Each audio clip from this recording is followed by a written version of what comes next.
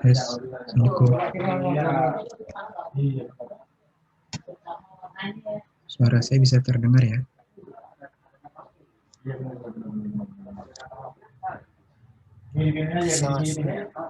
Oke. Karena waktu juga sudah pukul 19.31, acara akan saya mulai.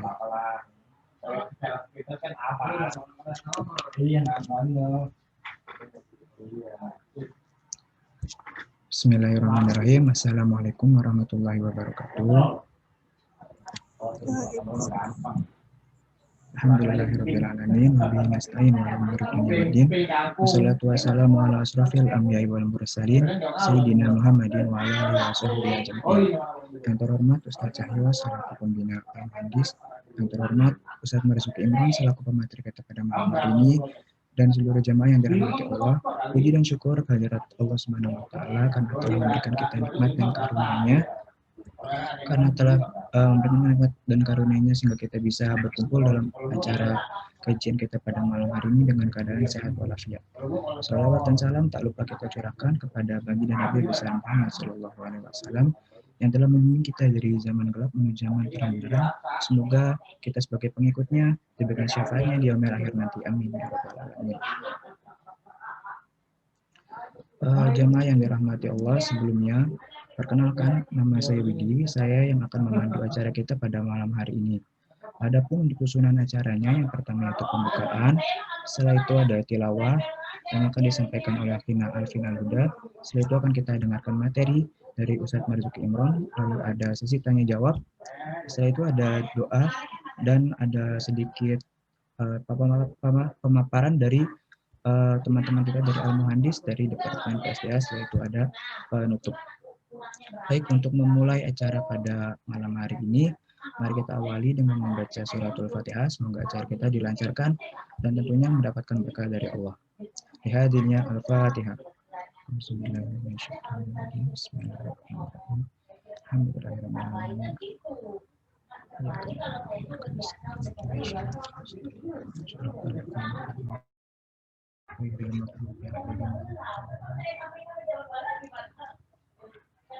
Baik, jamaah yang dirahmati Allah, mengingat acara selanjutnya, mari sama-sama kita dengarkan tilawah yang akan disampaikan oleh Akhina Alvin Al-Huda.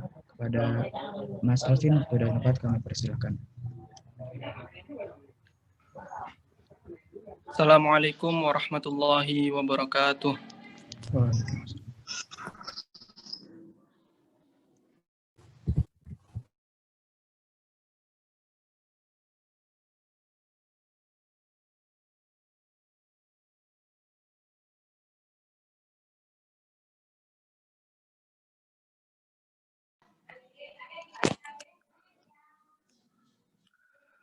أعوذ بالله من الشيطان الرجيم.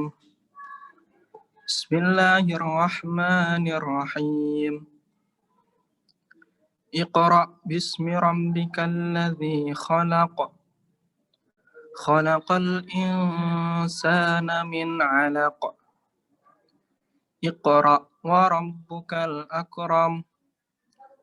الذي علم بالقلم.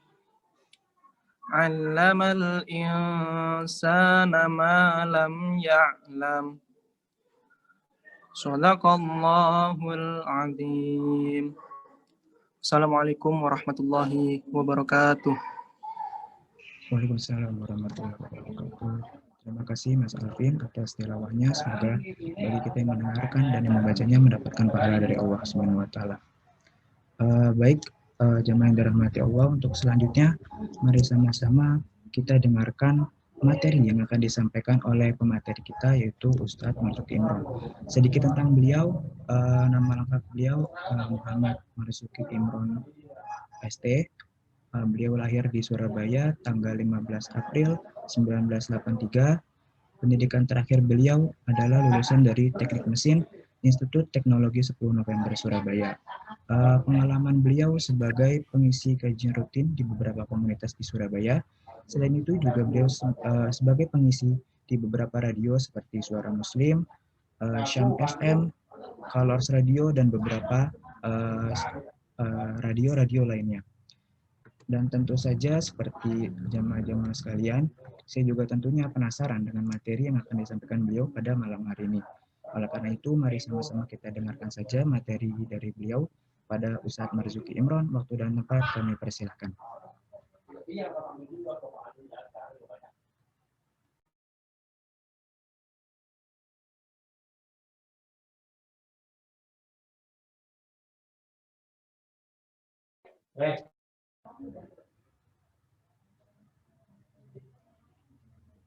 Assalamualaikum Ustaz.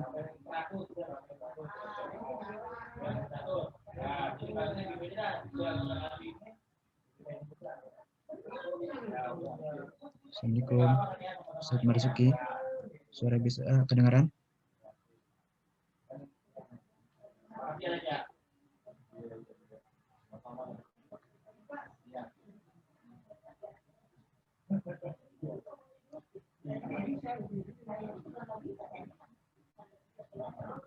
Assalamualaikum.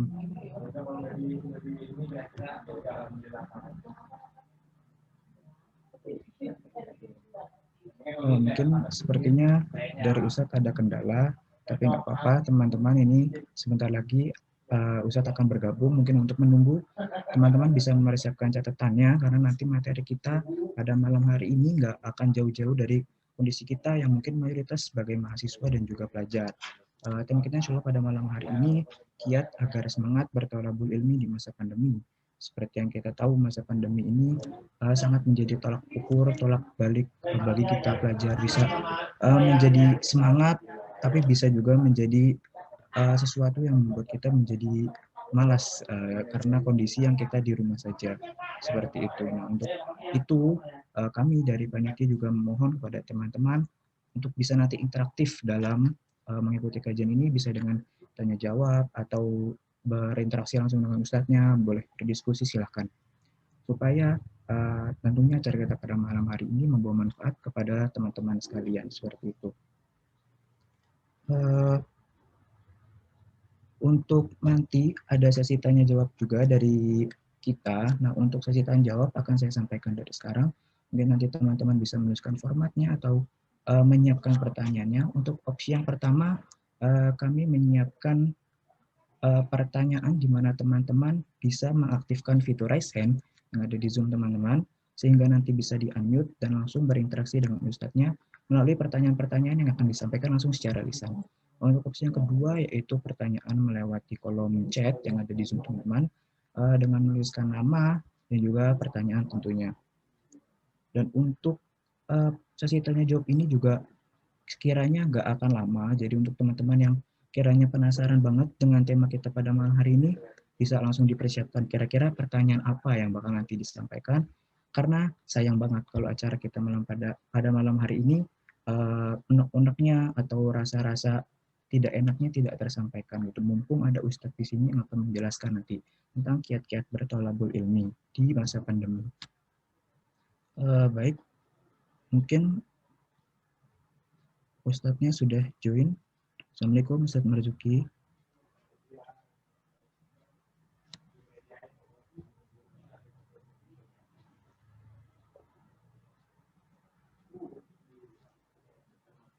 Oke, sepertinya belum join karena masih ada sedikit kendala, tapi nggak apa-apa. Insya Allah nanti beliau akan tetap mengisi tentunya dengan materi-materi yang juga nggak kalah seru. Dari sedikit tadi ada trigger dari saya yang mungkin bisa jadi gambaran nanti materi seperti apa, tapi nanti insya Allah saya akan menyampaikan yang lebih luar biasa. Mungkin nanti teman-teman bisa tunggu sebentar, sekitar insya Allah nggak sampai 10 menit, mungkin 5 menit, karena pusatnya mungkin sedang ada kendala di sana. Mohon ditunggu jamaah sekalian.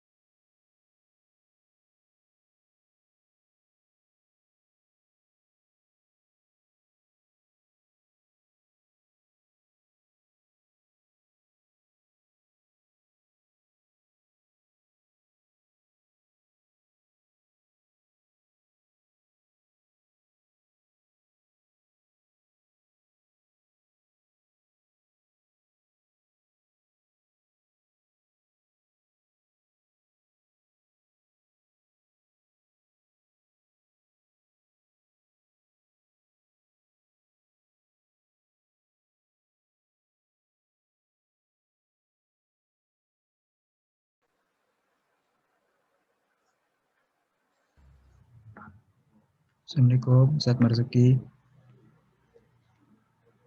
Suara saya bisa terdengar? Waalaikumsalam warahmatullahi wabarakatuh. Alhamdulillah. Sehat, Ustaz? Alhamdulillah. Ini suara saya juga jelas ya? Oke, Ustaz, jelas. Saya cek video sebentar, guys. Sebentar ya. Ini. Oh ya, siap. Video saya juga jelas kah? Wah, Masya Allah, jelas, Ustaz. Lah, ya sudah. Iya, jelas. Alhamdulillah ada. Oke, Ustaz, ini berhubung tadi saya sudah mulai untuk kajian pada malam hari ini, mungkin bisa langsung dimulai, Ustaz, materinya. Silakan. Baik. Bismillahirrahmanirrahim. Assalamualaikum warahmatullahi wabarakatuh. Waalaikumsalam. Waalaikumsalam warahmatullahi wabarakatuh. Assalatu wassalamu ala asrafil anbiya wal mursalin sayyidina Muhammad wa ala alihi wa sahbihi wasallam ajma'in. A'udzu billahi minasyaitonir rajim. Bismillahirrahmanirrahim. Raditu billahi rabbil bil islam dina wa bi Muhammadin nabiyya wa rasulah. Rabbi zidni ilma wa rzuqni fahma. Rabbi shrah li sadri wa yassir li amri wa hlul 'uqdatam min lisani yafqahu qawli bi rahmatika ya arhamar rahimin. Amin ya rabbal alamin. Alhamdulillahirabbil alamin. Puji syukur kepada Allah Subhanahu wa taala. Kita diberi kesempatan oleh Allah untuk bisa hadir dalam silaturahim online seperti ini. Kita diberi kesempatan oleh Allah untuk menikmati kajian-kajian keilmuan. Khususnya kita bersyukur kepada Allah saat ini kita berada dalam keadaan sehat walafiat, dikala di sekitar kanan kiri kita itu begitu banyak wabah gitu. Maka bersyukur kita sekarang dalam keadaan sehat walafiat, itu sebuah nikmat yang sungguh luar biasa.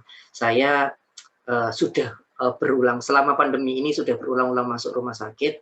Ibu saya diisolasi selama 10 hari di ruang isolasi, 3 hari di ruang biasa, dan akhirnya mungkin karena ibu sudah sepuh dan tidak kuat ya, ini kemarin bulan Juli kemarin ibu saya meninggal. Saya pun ikut diisolasi saat itu karena harus menemani ibu dalam kondisi tidak sadar, stroke. Jadi 13 hari itu saya ikut diisolasi juga. Terus awal Oktober kemarin gantian, ayah saya yang diisolasi. Jadi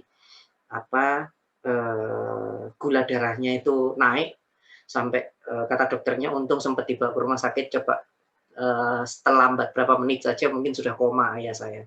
Dan ketika difoto torak pun ada gejala ke sana, akhirnya diisolasi juga. Tapi alhamdulillah swabnya negatif sehingga dipindah ke ruang biasa. Sekarang alhamdulillah ayah sembuh.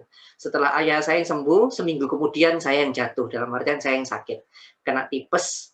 Seminggu tidak sembuh-sembuh tipes, makanya dicurigai loh kok tidak sembuh-sembuh tipes, dibawa ke rumah sakit lagi, di swab juga, di foto torak juga, dan sempat sama rumah sakit diminta untuk opname karena kondisi saya seperti itu. Nah, kebetulan istri saya itu juga petugas medis dan bekerja di rumah sakit itu, saya minta tolong dokternya di istirahat di rumah aja dok, isolasi mandiri di rumah, biar saya menginfus. Jadi menginfus kemarin istri saya sendiri, dan alhamdulillah swab saya juga negatif,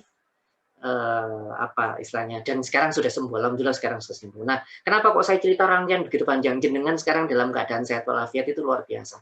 Saya sudah mengalami 3 kali berulang-ulang masuk rumah sakit, mulai dari nemani ibu, nemani ayah, sampai akhirnya saya sendiri yang jatuh sakit, akhirnya kena swab juga. Nah, jadi kalau jenengan sekarang dalam keadaan sehat, itu pasti disyukuri kepada Allah. Banyak-banyak bersyukur kepada Allah kalau jenengan sekarang sehat. Saya masih ingat betul kemarin sakit itu, makan tuh teman-teman tidak bisa makan. Kalau makan ini dimuntahkan gitu loh. Makan ini dimuntahkan. Padahal saya itu teman-teman penggemar nasi pecel. Dikasih nasi pecel itu dimuntahkan. Padahal nasi pecel begitu enaknya itu bisa dimuntahkan. Kenapa? Ya karena dalam keadaan tidak sehat. Makanya jenengan ini sehat itu Masya Allah ya, tolong diingat, mumpung masih sehat, nanti kalau pas makan teman-teman yang belum makan malam ini, yang tidak ada acara diet-dietan gitu kan ya, atik pikir diet, saya bulet ayo, misalnya tidak pakai acara diet-dietan gitu, jangan lagi makan gitu, langsung ingat sama Allah, ya Allah terima kasih, ya Allah terima kasih, saya sehat ya Allah, karena katanya Ustadz Naruto kalau sudah sakit itu makan itu tidak enak. Kadang maaf, makan tuh kalau tidak dikeluarkan dari, kalau sakit ya, kalau tidak dikeluarkan dari atas, dikeluarkan dari bawah. Maaf kalau kalimat saya kurang sopan, diare gitu loh. Jadi jenengan, saya ulang lagi, jenengan tuh sehat harus banyak syukur kepada Allah. Makanya kata Rasulullah, 2 nikmat yang sering dilupakan oleh manusia. Yang pertama itu nikmat waktu luang, nikmat waktu longgar, sama yang kedua nikmat dalam keadaan sehat. Nah, 2 hal ini yang sering dilupakan oleh manusia, ini kata Rasulullah. Maka mumpung jenengan itu sehat, banyak-banyak bersyukur kepada Allah. Ya, banyak-banyak bersyukur pada Allah. Nah, salawat serta salam kita sampaikan ke junjungan kita Rasulullah Sallallahu Alaihi Wasallam. Allahumma sholli wa sallim wa barik alaihi. Semoga kita semuanya termasuk dianggap oleh beliau sebagai kaumnya beliau. Semoga kita suatu saat bisa mencontoh perilaku dan keteladanan beliau, dan syukur-syukur kita mendapatkan syafaat dari beliau. Syukur-syukur nanti di akhirat kita bisa bertemu dengan beliau. Syukur-syukur juga kalau kita diberi kesempatan di satu tempat di surga bersama beliau. Semoga kita termasuk dalam generasi yang bisa bersama Kanjeng Nabi di akhirat nanti, di surga nanti.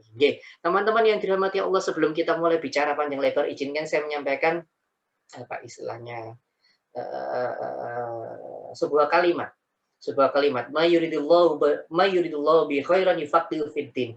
Barang siapa yang dikehendaki Allah pada dirinya ada kebaikan, maka sama Allah itu dibuat faqih, yufaqihu fiddin, akan dibuat semakin paham tentang agama. Saya ulangi kalimat saya. Mayuridullahu bi khairan yufaqihu fiddin. Barang siapa yang dikehendaki kebaikan padanya, maka sama Allah akan dibuat semakin paham terhadap agama. Kita kan sering berdoa begini tuh. Rabbana atina fid dunya hasanah. Kan gitu kan sering doanya kita ya.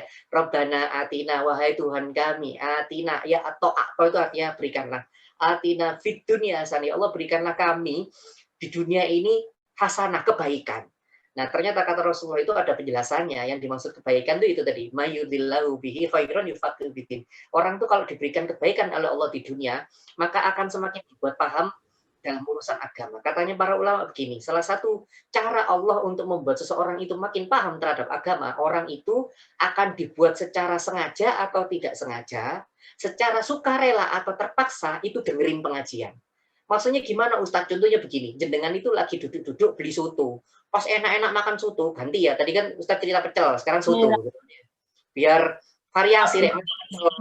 Soto sekarang gitu kan ya. Mau soto Lamongan, maknyus gitu ya. Soto Lamongan. Ini kok jadi bahas makanan aja dari tadi, lah mulai lapar ya malam-malam ya. Jadi misalnya teman-teman lagi makan soto, teman, enak-enak makan soto, di depan itu ada masjid. Lah kok ya pas di masjid itu ada pengajian, jenengan itu niatnya makan soto, bukan dengerin pengajian. Lah kok tiba-tiba ikutan denger pengajian? Itu kata para ulama, Anda itu sedang dibuat secara tidak sadar, secara tidak meniati untuk dengerin pengajian. Tapi gara-gara Anda makan soto, akhirnya Anda dengerin pengajian. Nah, itu katanya para ulama, itu termasuk bentuk yufaqihu fiddin. Itu termasuk bentuk Anda itu dibuat paham dalam urusan agama. Itu termasuk dalam bentuk Allah itu lagi cinta sama Anda, makanya dibuat paham dalam urusan agama. Contoh pertama. Contoh yang kedua gini, lagi buka apa namanya YouTube. Oke lah ya, mau buka YouTube mau cari BTS gitu kan ya. Dynamite ngono, senengan pula ngono ya. Nek sing mas-mase senengane Blackpink gitu kan ya. Wis kaje buka BTS gitu kan ya. Lah kok ada pengajian Ustadz Abdul Somad di YouTube ya. Terus nonton. Awalnya itu enggak niat itu. Awalnya enggak niat nonton itu. Awalnya mau niat nonton apa? BTS. Tiba-tiba kok loh, ono Ustadz Abdul Somad. Akhirnya nonton. Nah, itu loh. Ketidaksengajaan Anda dengerin atau melihat pengajian itu ternyata sama Allah dibuat supaya Anda dengerin. Nah, berarti kalau Anda tidak sengaja dengerin pengajian, itu Allah sedang cinta sama Anda. Makanya dibuat dengerin pengajian. Nah, Ustadz kenapa kok cerita seperti ini? Loh, kalau tidak sengaja dengerin pengajian aja itu salah satu bentuk Allah cinta sama Anda, apalagi Anda semuanya sekarang ini bukan tidak sengaja. Ini sengaja ini. Anda sekarang ini sengaja dengerin pengajian. Anda sekarang ini meniati dengerin pengajian. Nah, itu malah Allah lebih cinta sama Anda. Ini yang diartikan yufaqihu fiddin itu ya seperti ini salah satunya. Jadi yang tidak sengaja aja Allah sudah seneng, apalagi dengan semua ini menyengaja dengerin pengajian.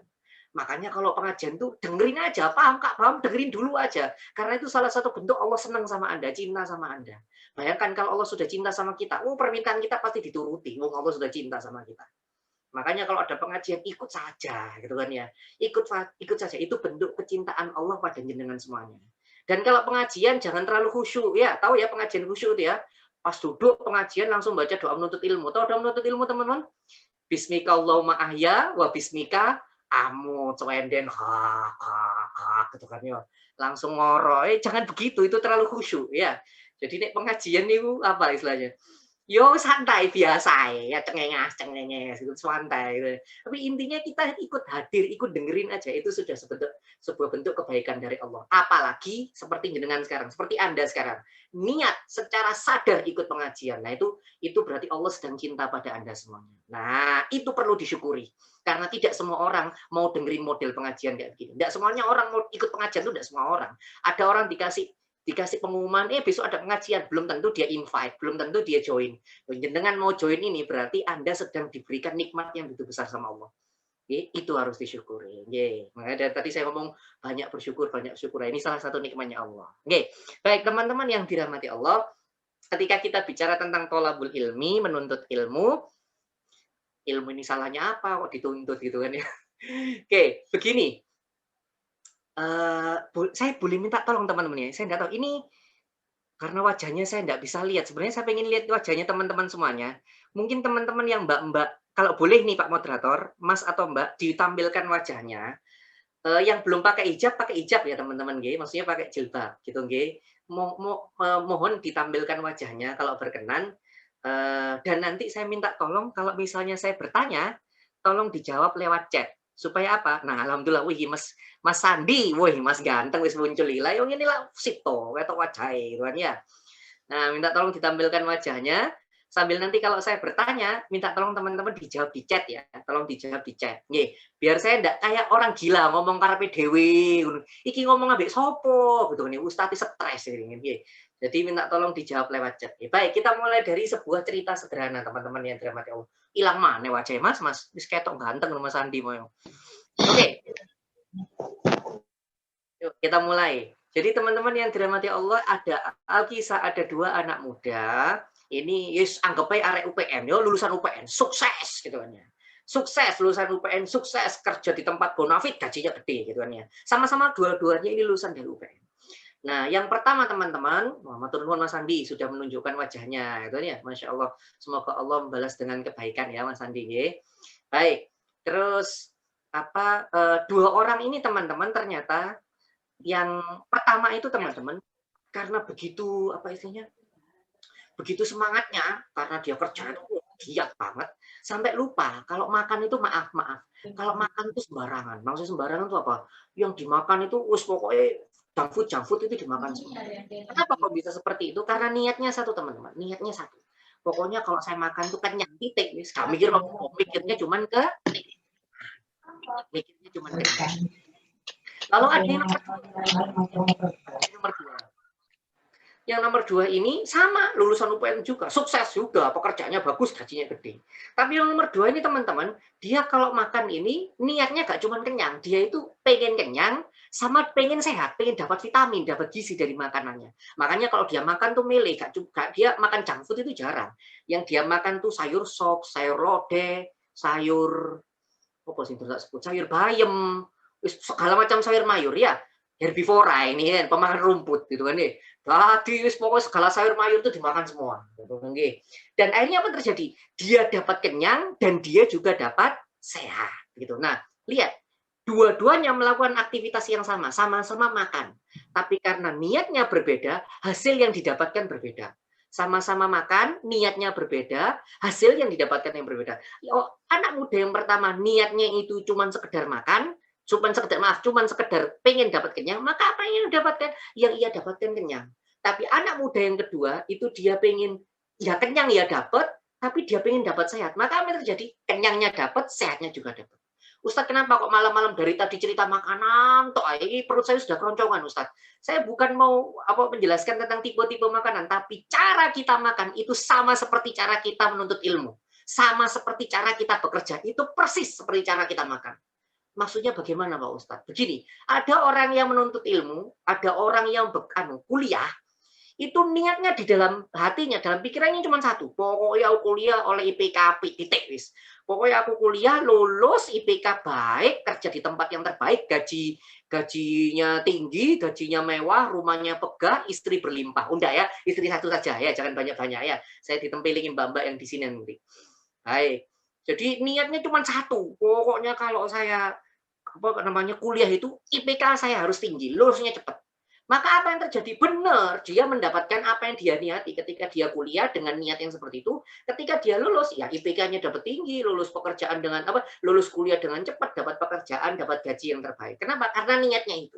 Tapi ada anak-anak, anak muda yang ketika kuliah niatnya tidak cuma itu. Dia niatnya itu begini, saya kalau mau kuliah, oke, emang saya pengen kuliah itu dapat IPK, pengen sekali saya pengen sekali dapat IPK tinggi. Tapi saya nggak cuma pengen dapat IPK tinggi. Saya pernah baca hadis katanya begini dalam riwayat Bukhari, barang siapa yang bersungguh-sungguh dalam menuntut ilmu, maka akan dimudahkan jalannya menuju surga. Lah saya kuliah itu bukan cuma pengen dapat IPK, saya kuliah itu pengen dapat surga juga.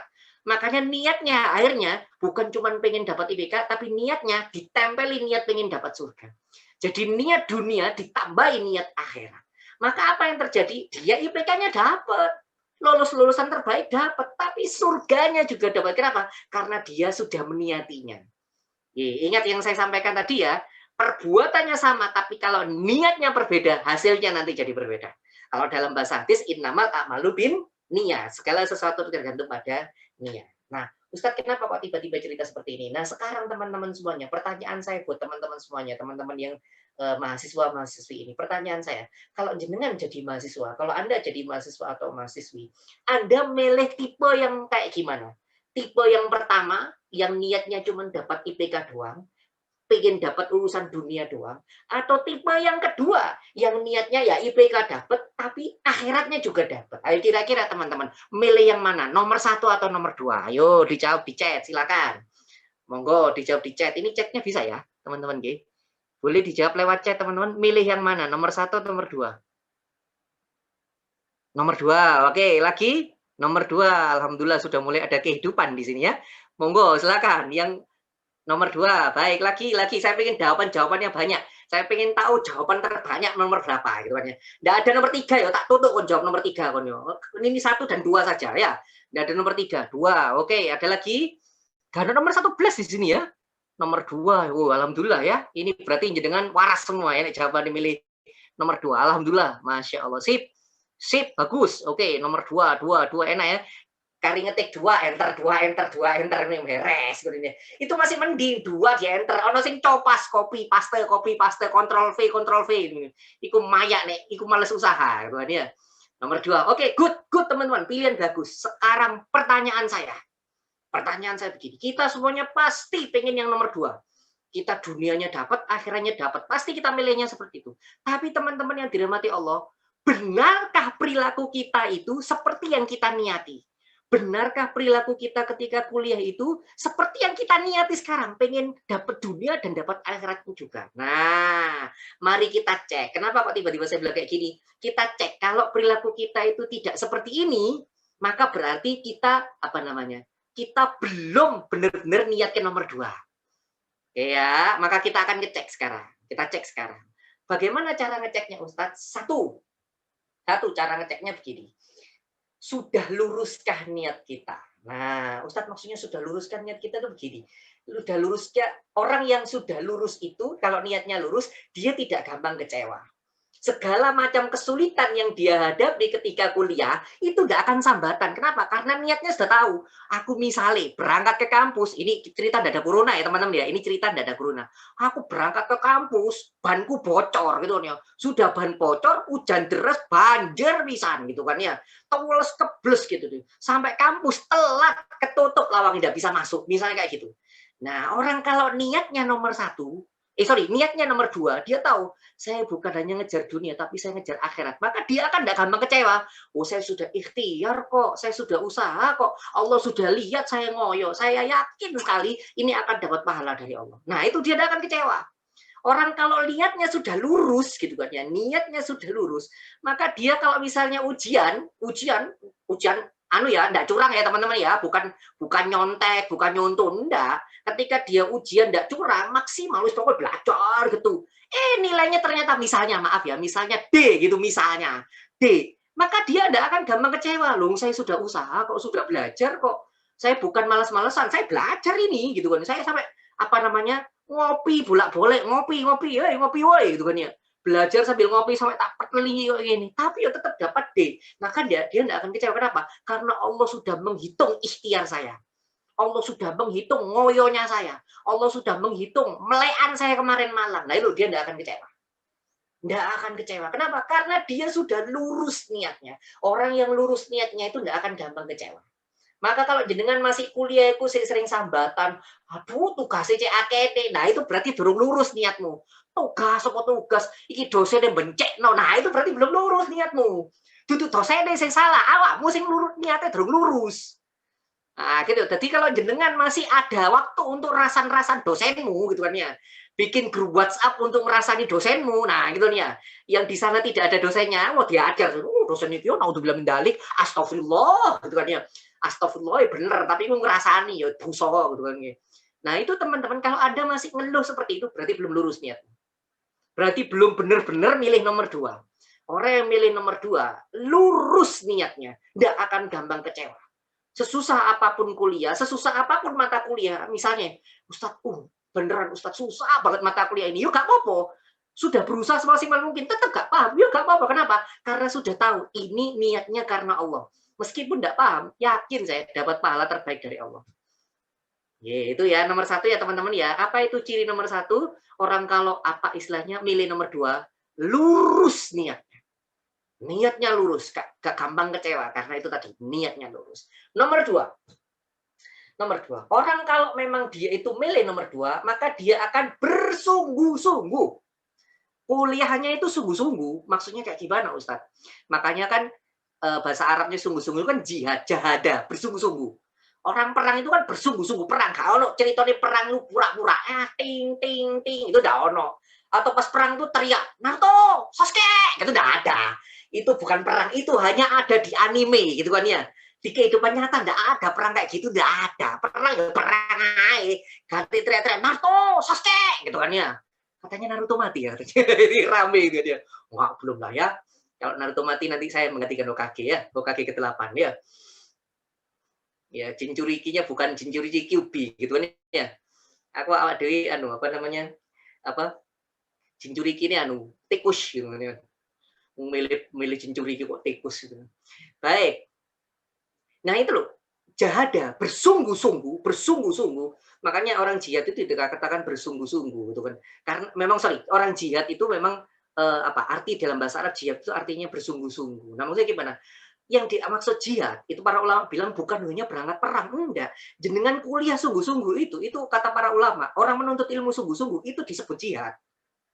Itu disebut jihad. Nah, Ustadz kuliah sungguh-sungguh kayak gimana sih Ustadz? Ini loh, kuliah sungguh-sungguh itu begini.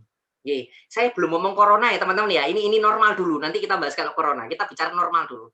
Orang yang kuliah sungguh-sungguh itu begini. Kita kan sering dengar begini. Bekerja adalah ibadah. Menuntut ilmu adalah ibadah. Tolabul ilmi ibadatun katanya begitu ya. Menuntut ilmu adalah ibadah, kuliah adalah ibadah, bekerja adalah ibadah. Oke. Sekarang kita akan coba tes kalimat itu benar atau tidak, gitu oke. Tolong dijawab teman-teman lewat chat. Subuh itu kan sekarang jam 4:10 atau 4:15 gitu kan ya. 5:30 sudah tidak bisa subuh, padang misalnya gitu kan ya. Misalnya jenengan 3:30 sudah bangun, melek pisan. Melek Omar nonton MU sampai Liverpool gitu kan ya. Kalah pisan gitu kan ya, gregeten gitu kan ya. Habis nonton bola melek, gak turu gitu kan ya. Nah, waktunya subuh, enggak salat, ya melek gak sembahyang. Melek ae. Lah terus tiba-tiba jam 6 ada sholat subuh. Padahal 3:30 itu sudah bangun loh itu, tapi sholat subuhnya jam 6. Pertanyaan saya teman-teman, berani enggak melakukan hal yang seperti itu? Berani enggak melakukan hal yang saya ceritakan tadi? Berani enggak? Bangunnya 3:30, padahal sudah bangun melek itu, tapi enggak sholat. Sholatnya itu jam 6, subuhnya jam 6. Berani enggak? Ayo, boleh dijawab lewat chat. Berani enggak? Enggak berani. Lagi? Ada lagi yang mau jawab? Enggak berani. Nggak berani. Ada yang mau nekat misalnya, oh berani Ustadz. Ada jawaban yang mau nekat kayak gini, boleh kok Ustadz gitu nih. Ada yang nggak berani. Oke, sekarang pertanyaannya satu. Kenapa tidak berani? Kenapa teman-teman tidak berani melakukan hal itu? Bangunnya 3:30, terus melek, jam 6 baru sholat. Kenapa tidak berani? Kenapa kok tidak berani? Ayo, kenapa tidak berani melakukan hal itu? Kalau khilaf kan enggak masalah, namanya ketiduran kan beda ceritanya. Ini kita enggak bicara ketiduran. Saya enggak bicara ketiduran, sudah melek, melakukan dosa dengan sengaja. Good, apalagi? Betul. Itu sengaja berbuat dosa. Kenapa kok bisa dosa itu kenapa, teman-teman? Apa penyebab dosanya itu apa? Sholatnya terlambat, gitu kan ya? Kan waktu sholatnya kan mentoknya kan 5:30. Loh, Anda jam 6 baru sholat. Nah, penunda sholat, betul. Sholatnya terlambat. Berarti dari sini kita bisa belajar bahwa ibadah itu ada aturan mainnya. Ada jarak waktunya. Jam sekian sampai jam sekian. Kalau lewat dari jam sekian, terlambat, Anda kena dosa. Nah, itu namanya ibadah. Ramadan itu sahurnya notoknya jam sekian, baru boleh buka jam sekian. Nah, itu ada aturan mainnya, ada aturannya, dan kita tidak boleh melanggar aturan itu. Ada waktunya. Oke ya, paham ya? Nah, sekarang kita tadi bicara kuliah itu ibadah. Pertanyaan saya, masuknya jam 7. Jadi tulisannya itu masuk jam 7 gitu kan ya. Tekone 7:30. Datang itu loh 7:30. Itu telat apa tidak? Telat apa tidak? Telat. Tadi saya bilang apa?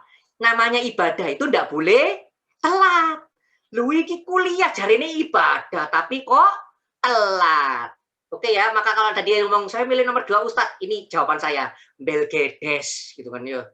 Nek kuliahmu sering telat, berarti Anda belum milih nomor 2. Belgedes kalau kata saya. Bocok, hoak gitu kan ya. Nek kuliahmu sering telat, berarti Anda belum milih nomor 2. Karena dia tahu gitu loh. Saya sudah ngomong, saya itu pengen dapat surganya juga. Maka saya tidak berani telat. Kalau saya telat, berarti saya tidak sungguh kuliah. Saya tidak jihad, saya tidak jahadah.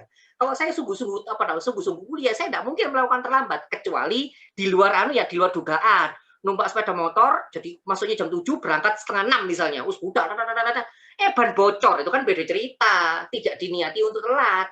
Memang sudah takdirnya telat, tidak berniat untuk telat. Ya itu kan tidak salah dia gitu. Tanya, lu kenapa terlambat? Pak, banyak bocor. Oh ya enggak apa-apa misalkan. Besok kenapa telat lagi? Banyak bocor gitu kan ya. Besok telat lagi. Kenapa telat lagi? Banyak bocor gitu kan ya. Yang ketiga, enggak usah, saya enggak perlu tanya, sudah tahu kok alasannya apa gitu dia. Bulet ay. Paham nggih? Jadi yang namanya sungguh-sungguh kuliah itu yo gak telat, rek. Nek telat itu jenenge gak sungguh-sungguh gitu loh. Itu kalau bicara tentang kuliah dalam masa non-COVID.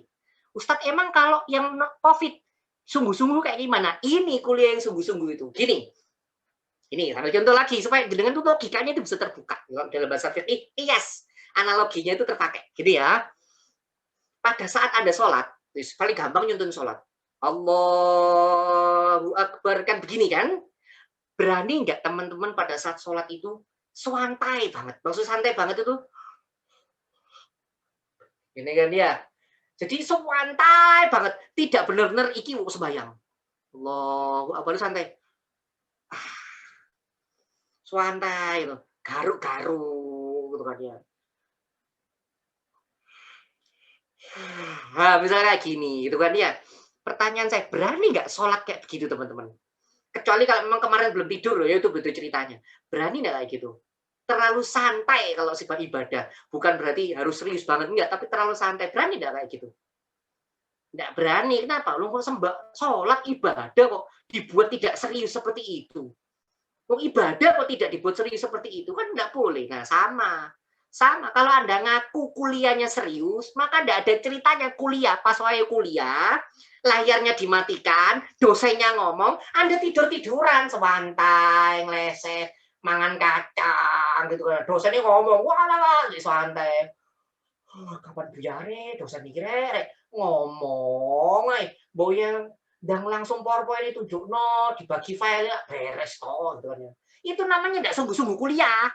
Lo gue ambil santai apa menit turu gitu kan ya. Nanti ketika di absen, ayo tunjukkan wajahnya, gopo langsungin kabeh.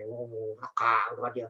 Padahal mau turu sampai ngiler gitu sambil membaca doa menuntut ilmu. Bismillahirrahmanirrahim ahya wa bismika amut gitu. Itu namanya enggak sungguh-sungguh kuliah. Itu namanya enggak milih nomor 2. Makanya kalau kuliah ngaji itu kan ya longgo sih bener, aja turu-turuan. Iki senangkan iki klesetan langsung ini kabeh. Iya ya Ustaz maaf gitu kan ya. Saya tunjukkan penelitian psikologinya teman-teman. Dari tadi kan saya ngomong tentang agama, saya tunjukkan penelitian psikologinya.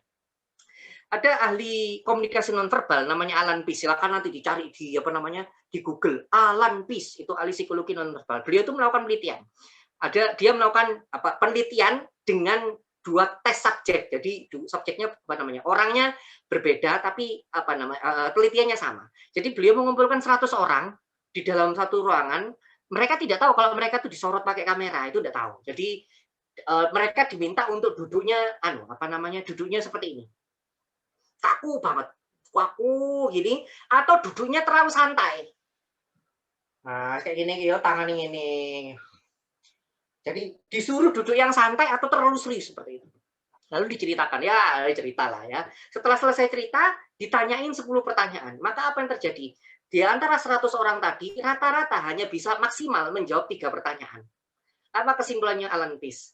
Orang yang ketika menerima informasi tapi posisinya tidak siap, cara duduknya tidak siap, dalam artian terlalu tegang, serius seperti ini, menjejak begini, atau terlalu santai, maka informasi yang masuk dalam otaknya itu hanya bisa diterima maksimal 30%. Mentok 30% katanya Alan Pease. Jadi kalau jenengan kuliah terlalu santai, klesetan, gitu kan ya, atau terlalu jejak kok ini tegang nih, maka jangan heran kuliah nih gak masuk, dosenmu sampai muncrat-muncrat idune gak terlalu lebu. Cara duduknya sudah salah. Nggih, apa meneh ambek turu-turuan, mangan kacang, terus tambah wis gak mlebu ilmune. Nggih, ini psikologi yang menjelaskan. Oke ya, saya lanjutkan. Jadi Alan Pease setelah melakukan itu, besoknya sama dilanjutkan. Tapi orangnya berbeda, 100 orang yang berbeda, sama Alan Pease disuruh duduk seperti ini. Duduknya condong ke depan, dengerin kayak begini gitu kan ya. Enggak terlalu tegang, juga enggak terlalu santai. Diberikan cerita yang sama dan pertanyaan yang sama seperti yang kemarin. Teman-teman tahu apa yang terjadi? Rata-rata maksimal, bukan rata-rata ya, maksimal mereka bisa menjawab sampai 9 pertanyaan. Akhirnya apa kesimpulan Alan Pease? Orang yang ketika menerima informasi dan duduk dalam keadaan siap, yo longgone condong ke depan, duduk dalam keadaan semangat, duduk dalam keadaan tertarik terhadap informasi tersebut, maka dia bisa menerima informasi sampai 90%. Maka kalau jenengan kuliah itu longgo, sing bener itu informasi itu tuh masuk 90%. 90% itu A, teman-teman, nilainya A. Gitu loh. Jadi jangankan salahkan dosennya. Dosen kok nilainya itu pelit, bukan nilainya pelit, longgomu sing salah. Ustadz saya udunen, itu beda cerita nih udunen ya. Saya enggak bicara udunen atau bisul enggak. Jadi kalau ada yang cerita bilang saya pengen nomor 2 Ustadz, tapi nek kuliah klesetan gitu kan ya. Nah ndukur lambene apik, ngisor katokan cekak gitu kan nggih. Padahal sih nang ndukur ku apik, ngisor katokan cekak. Ustadz gimana? Aku sarungan rek lho, sarungan iki. Gak tahu aku katokan cekak, gak sarungan pakai celana, namanya pengajian kok ya sarung pakai kopiah gitu loh. Ustadz kok enggak pakai baju Naruto diumbah gitu kan ya. Baju Naruto tak umbah gini orang jakete Kakashi jaket itu Jonin nih rompine Jonin ada di sini gelantung ini.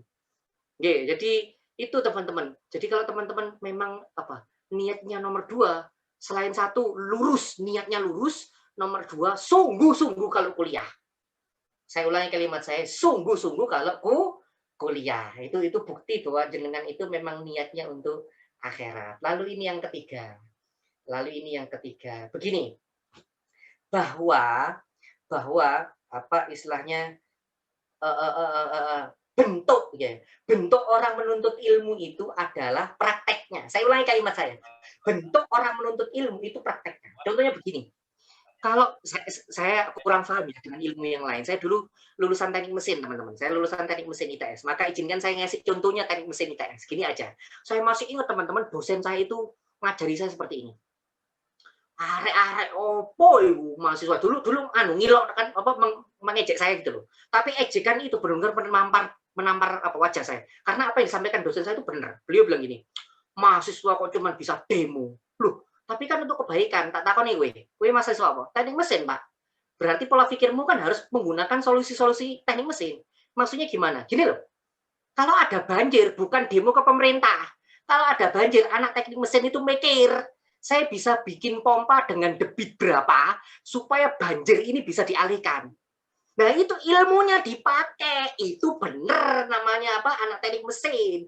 Wah teknik mesin kok berangkat demo. Sekali lagi, bukan berarti demo tidak boleh ya. Saya bukan berarti ngomong demo tidak boleh. Tapi yang dinamakan orang itu niatnya kalau ke akhirat, cirinya itu apa? Ilmunya itu kepake. ilmunya itu menunjukkan manfaatnya untuk lingkungan sekitar. Nah, itu orang yang benar-benar kuliah. Maksudnya kuliahnya itu bekas gitu loh. Bekas sekali. Jadi katakan lihat sesuatu itu langsung lihat gambarnya. Bukan ngelihat cuman masalahnya doang. Bukan tambah ngerusui masalah gitu kan ya. Sebar-sebar di medsos. Oh ini apa banjir, salah pemerintah ini. Ini Bu Risma bikin perkara. Ngono kan ya. Oh, bos kok kabeh disalahno katanya. Bukan, tapi ketika ngeliat banjir mikir, iki debitnya apa debit airnya berapa sih kok sampai seperti ini? Butuh pompa yang kayak gimana? Nah, itu anak teknik. Ini kalau contohnya saya ya, itu anak teknik mesin seperti itu. Jadi kalau misalnya jenengan misalnya anak kesehatan gitu kan ya, melihat yang seperti ini, entah itu anak kedokteran kayak atau perawat kayak, melihat yang seperti ini, itu pola pikirnya harus saya sebagai seorang medis atau seorang tenaga kerja kesehatan, apa yang bisa saya lakukan untuk orang sekitar saya? Nggak usah jauh-jauh lah, orang sekitar lah, tetangga kanan kiri. Apa yang bisa saya lakukan? Nah, itu loh teman-teman. Itu namanya orang yang kalau kuliahnya benar-benar niatnya nomor dua, mesti bekas. Kuliahnya itu bekas. Maksudnya bekas itu apa sih? Muncul manfaatnya untuk lingkungan sekitar. Ilmunya kepake. Maka kalau jenengan kuliah ternyata ilmunya nggak kepake, tidak memberikan manfaat untuk lingkungan sekitar, berarti mungkin memang kita belum meniatkan kuliah kita itu untuk akhirat. Nah, bisa difahami ya teman-teman, G. Jadi ada 3 minimal. Tadi apa tadi cirinya?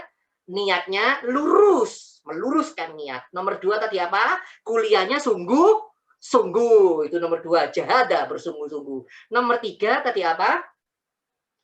Ilmunya memberikan manfaat, ilmunya berbekas, ilmunya kepake. Gitu ya teman-teman, G. Baik.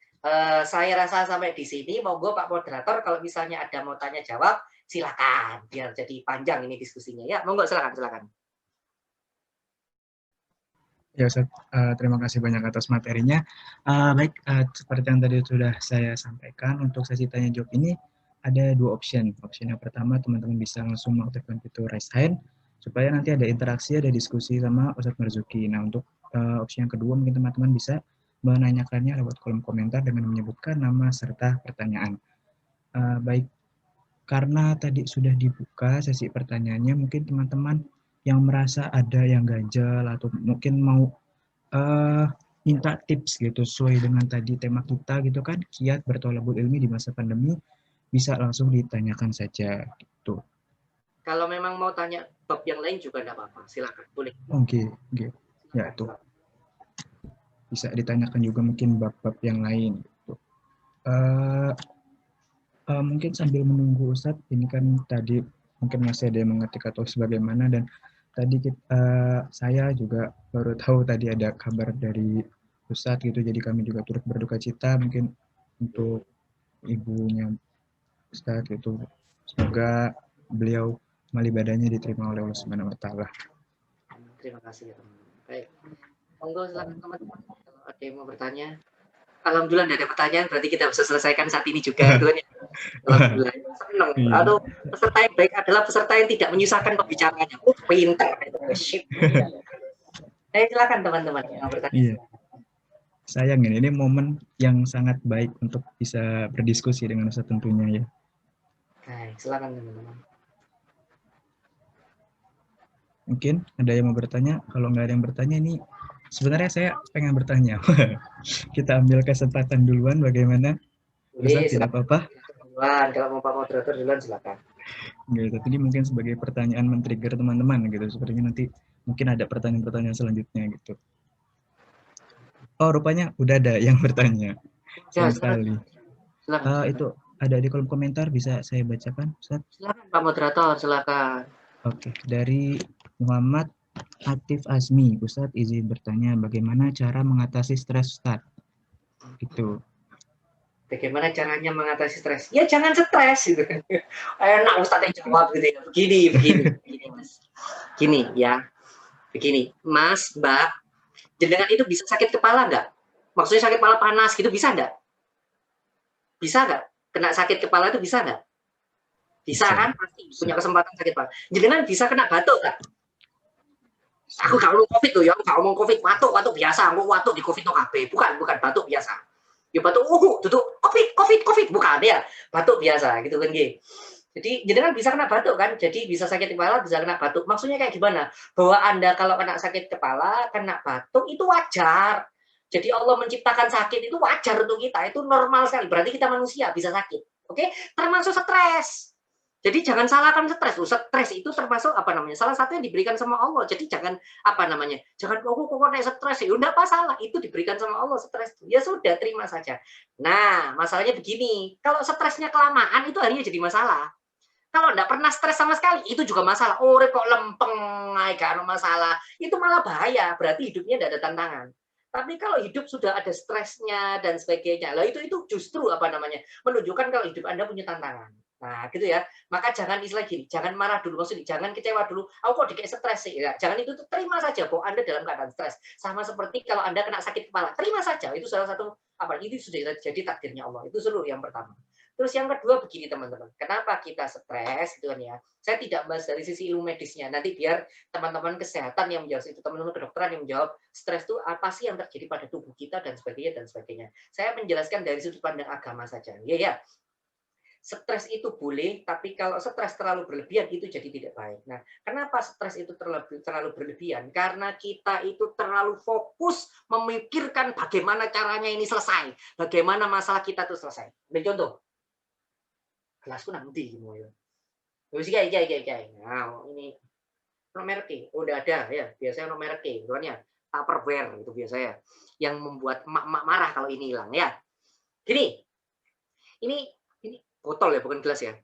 Botol ini ringan atau berat, teman-teman? Saya tanya, botol ini ringan atau berat? Saya tanya, botol ini ringan atau berat, teman-teman? Ini loh, kayak gini itu loh. Ringan atau berat? Ringan, hilang yuk gambar yuk. Maksim Salabim. Ah, kelihatan. Nah, hilang gitu. Ringan atau berat, teman-teman? Ringan. Loh, ini botol ini ringan banget. Ringan. Pertanyaan saya megang botol kayak gini terus, tangan kayak gini terus, tangan saya kayak gini terus, sampai 1 jam. Jadinya kali botol kayak gini 1 jam gitu, teman.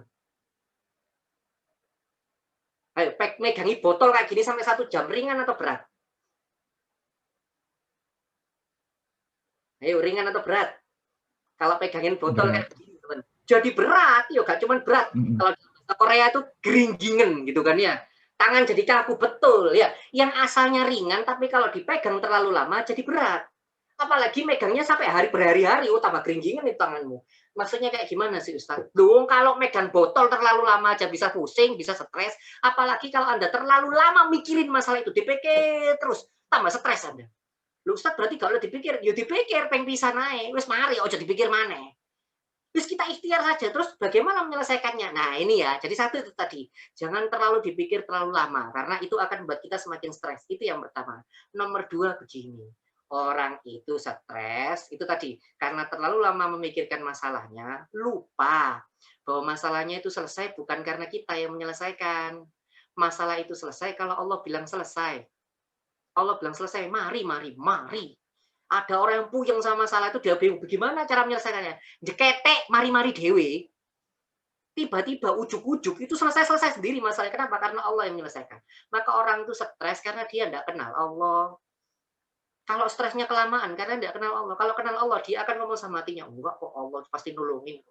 Allah pasti nolongin saya. Tidak mungkin Allah tidak nolongin saya. Saya pernah bicara sama para pedagang, Ustadz ini gimana? Ustadz COVID ini, Ustadz saya nanti tidak dapat rezeki gimana? Saya bilang kayak gini. Bu, jenengan tahu ini, Bu. Jenengan tahu cecek? Tahu, Pak, tahu cecek? Tahu. Cecek itu hidupnya di mana? Di dinding, kan? Kan selalu lagunya kan begitu, cicak di dinding gitu kan ya. Tidak ada ceritanya cicak di selorokan, itu tidak ada, mesti di dinding gitu kan ya. Diam-diam merayap, wih lagunya anakku rek, betilingan aku. Datang seekor nyamuk, hap, lalu ditangkap gitu. Jadi cicak itu hidupnya di dinding, nyamuk makanannya cicak itu hidupnya di udara. Pakai logika sederhana. Bagaimana mungkin yang hidupnya di dinding bisa makan yang ada di udara? Itu loh, cicak itu loh nempelnya di dinding. Kok bisa makan nyamuk yang dia keliling di udara? Kecuali kalau cicak punya sayap, jadi kejar-kejaran ngomong gitu kan ya. Nah ini cicak itu nempelnya di dinding. Tapi dia dapat makan. Kita tidak pernah tahu kan? Tidak pernah ada teman-teman cicak stres tuh kepalanya dibentuk-bentuk nang dinding. Aku kalau mangan stres, pernah lihat cicak kayak gitu. Cicak stres, cicak galau itu dibentuk-bentuk nang dinding terus tiba. Pernah nggak? Enggak pernah. Kenapa? Karena cicak itu kenal sama Allah. Dia tahu betul, enggak mungkin Allah enggak ngasih saya makan itu. Mesti saya dikasih makan. Mesti. Nanti Allah itu pasti bikin lalat atau nyamuk itu mendekat ke saya. Saya tinggal ikhtiar, lep, entek. Maksudnya gimana? Ketika seseorang itu kenal sama Allah, dia enggak gampang stres. Karena dia tahu Allah bakal nolongin saya. Jadi kalau jenengan tanya, Ustadz, gimana caranya mengelola stres? Semakin kenal Allah, kenali Allah. Cari tahu tentang Allah. Ustadz, gimana caranya cari tentang Allah? Ya begini, ngaji. Semakin banyak Anda ngaji, nanti semakin Anda itu kenal sama Allah. Semakin tidak gampang stres. Kenapa? Wong kenal sama Allah. Ya, jenengan kenal sama orang kaya, plek itu punya sahabat plek orang kaya, gitu kan ya. Terus waduh aku gak sembayar, terus temanmu yang kaya itu, ono apa? Aku gak sembayar iki, santai, tak bayar beres. Kalau saya mikir aku sih bayar. Punya teman plek wong soge. Ya, apalagi kalau ini Anda plek sama Allah, kenal sama Allah, santai, dibayar Allah mesti. Santai, selesai, dia mau ada Allah kok. Bisa dipahami ya? Bisa dipahami gini, tadi siapa yang tanya tadi? Mbak Mas ini ya, Mas Muhammad Atif Ismi, gitu ya. Jadi satu, terima dulu, jangan ditolak, terima bahwa stres itu bagian dari takdir kita. Yang kedua, kenali Allah. Semakin mengenali Allah, semakin kita tuh tidak gampang stres. Paham, ya? Yo, lanjut. Yang mau tanya lagi, silakan. Pak moderator, silakan. Oke, siap. Semoga menjawab tadi ya. Untuk pertanyaan selanjutnya ini ada yang raise hand, Ustadz. Ini ada Mas Sandi. Silakan, Mas Sandi. Silakan Mas Sandi, bisa langsung ditanyakan. Baik, Ustadz. Assalamualaikum warahmatullahi wabarakatuh. Waalaikumsalam. Ganteng, silakan Mas. Izin bertanya, Ustadz. Adakah korelasinya antara kan kita dalam menurut ilmu ini? Karena udah ya saya ini semester akhir, Ustadz. Semester akhir terus banyak banget lah udah ngelewatin matkul-matkul yang notabene itu saya kurang sungguh-sungguh. Nah, ketidaksungguhan saya itu ada korelasinya enggak sama keberkahan ilmunya. Nah, kalau ada itu apakah matkul atau ilmu yang kemarin-kemarin itu yang aneh enggak sungguh-sungguh itu bisa dibilang enggak berkah, Ustaz. Itu menurut jenengan gimana, Ustaz? Terus bagaimana caranya biar saya bisa tetap dapat berkahnya meskipun di menit-menit akhir kuliah ini, Ustaz. Seperti itu. Terima kasih. Baik, bagus Mas, bagus, Masya Allah. Salah satu ciri orang yang bertobat adalah bertanya tentang kesalahannya. Nah, orang kalau sudah mulai ngukur kesalahannya, itu ciri orang tobat, Mas. Jadi ngomong itu loh salah, nah itu belum tobat itu. Saya ngomong itu loh orang itu loh salah, orang itu salah, nah itu belum tobat. Orang tobat itu tuh, waduh, aku iling, nah itu dia ingat dirinya sendiri, nah itu orang tobat itu.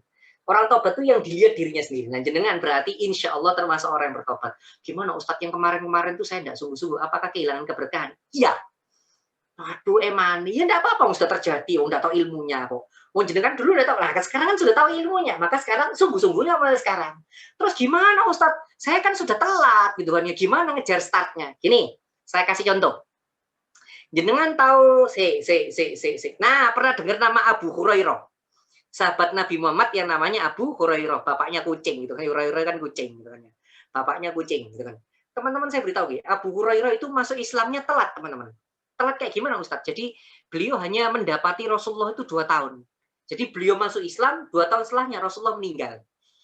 Jadi beliau cuma mendapati Rasulullah itu 2. Jadi telat, yang lainnya sudah masuk Islam, dia telat. Abu Hurairah itu yang telat masuk Islam. Nah, karena dia sadar masuk Islamnya belakangan, waduh, aku ketinggalan ilmuku, kalah mbek sing liyane. Liyane soto aduh aku sik tasan. Maka apa yang dilakukan Abu Hurairah? Berarti usahaku harus lebih keras dibanding yang lain. Wong yang lain sudah masuk Islam dari dulu, saya barusan. Berarti usaha saya harus lebih keras daripada yang lain. Supaya apa? Supaya bisa mengejar ketinggalan. Tahu yang apa yang dilakukan Abu Hurairah, Mas? Abu Hurairah itu setiap hari, Mas, kalau dalam bahasa keren itu mengintili, tahu mengintili. Spy. Nah, jadi spy. Atau gini, apa ya bahasanya hari saiki kok apa ya? Apa sih bahasanya zaman sekarang itu? Stalker, Ustaz, stalker. Good. Nah, Abu Hurairah itu jadi stalkernya Kanjeng Nabi. Jadi pagi-pagi itu Abu Hurairah itu longgo ngarepe Kanjeng Nabi. Jadi Rasulullah keluar kemana diikutin, sampai pulang diikutin. Tujuannya apa? Abu Hurairah pengen tahu, nah Kanjeng Nabi itu kayak gimana sih? Nabi Muhammad itu kayak gimana sih? Ucapannya itu kayak gimana sih? Wong dia telat. Masuk Islamnya telat, maka apa yang saya lakukan? Yo tak cedeki wong sing paling ngerti Islam. Siapa itu? Kanjeng Nabi, Nabi Muhammad. Dia deketin terus, makanya periwayat hadis terbanyak itu Abu Hurairah. Ada Abi Hurairah radhiyallahu dari Abi Hurairah, dari Abu Hurairah, dari Ibu Hurairah. Kenapa? Ya karena dia itu tadi stalkernya Kanjeng Nabi. Nah, apa maksudnya Mas Andi? Kalau Ustadz saya ini sudah terlanjur, ya sudah, berarti ikhtiarnya sampean yang sekarang itu harus lebih keras daripada yang kemarin untuk mengejar ketinggalan. Ya, kalau misalnya Ustadz, misalnya tidak nyampe, Mas, itu bukan urusannya jenengan, Mas. Fa'idha adam tafatawakal Allah, itu katanya Allah. Cukup membulatkan tekad, cukup ikhtiar yang maksimal, lalu kalimat akhirnya fatawakal Allah. Urusan hasil itu tawakal kepada Allah, itu urusannya Allah sudah. Yang penting sampai itu ikhtiar gitu kan ya. Yang kemarin-kemarin ya sudah namanya enggak paham. Ya sekarang aja, sekarang ini apa namanya sungguh-sungguh gitu. Biar nanti hasilnya fatawakal Allah. Itu nanti urusannya Allah. Yang penting saya sekarang lurus niatnya dan bersungguh-sungguh. Nggih, bisa dipahami Mas Andi nggih? Alhamdulillah. Ada lagi? Yo yang mau tanya silakan. Ini ada di chat nih Pak Moderator. Oh iya, ini ada di chat juga pertanyaan dari Indra Yoganata. Ustaz mohon izin bertanya, apabila ingin berhijrah, itu urutannya bagaimana Ustaz? Insya Allah ya pertanyaannya. Baik. Ya, satu, luruskan sama sih, niatnya yang benar. Gitu ya, niatnya yang benar. Saya selalu bilang seperti ini. Niat harus ya lillahi ta'ala ya. Supaya teman-teman niatnya, saya bilang gini, supaya jenengan tidak gampang goyah kalau hijrah itu, pastikan selain niat yang benar, Anda menemukan alasan paling kuat untuk hijrah. Selama Anda belum menemukan alasan yang kuat, Anda itu gampang goyah. Jadi satu, niat yang benar, dua, alasan yang sangat kuat. Alasannya kuat sekali kenapa harus hijrah. Maksudnya gimana? Ini contoh paling sederhana gini. Saya itu termasuk orang yang sembrono, Mas. Saya itu penggemar sambel. Kalau makanan ada sambelnya, wow itu bisa imbu, gak karuan, Mas.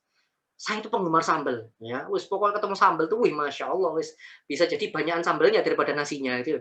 Saking senengi sambel. Nah tapi karena sembrono seperti itu, perut saya tidak kuat. Jadi mahnya tidak karuan sampai ya. Kemarin salah satunya anak tipes itu ya selain telat makan dan sebagainya, kebanyakan sambel, lambung tidak kuat. Akhirnya maaf ya ketika makan dimuntahkan, dikeluarkan dari bawah karena lambungnya nggak kuat ya kebanyakan makan sambal gitu deh. Nah ketika sudah sakit seperti itu istri saya mengingatkan, ayo makan sambal nih, makan sambal lagi, sembrono makan sambal. Maka ketika sekarang saya mau makan sambal itu pikir-pikir di otak saya itu mikir, waduh gue lagi infus mana itu kan ya, gue lagi loro mana. Nah akhirnya apa? Makan sambalnya itu rodok ditahan. Kenapa saya bisa melakukan itu? Karena saya sudah menemukan alasan terkuat. Saya sudah punya alasan kuat bagaimana apa yang membuat saya harus mengurangi makan sambal atau bahkan berhenti makan sambal. Nah, itu namanya alasan terkuat. Kalau sudah ketemu alasan terkuat, maka dia akan konsisten akan melakukan hal itu. Nah, sama jenengan itu kalau hijrah setelah niatnya benar lillahi ta'ala, yang kedua alasan terkuatnya sudah ketemu. Alasan saya hijrah itu ini dan itu kuat banget. Maka jenengan tidak akan gampang diombang-ambingkan. Karena apa? Alasannya sangat kuat.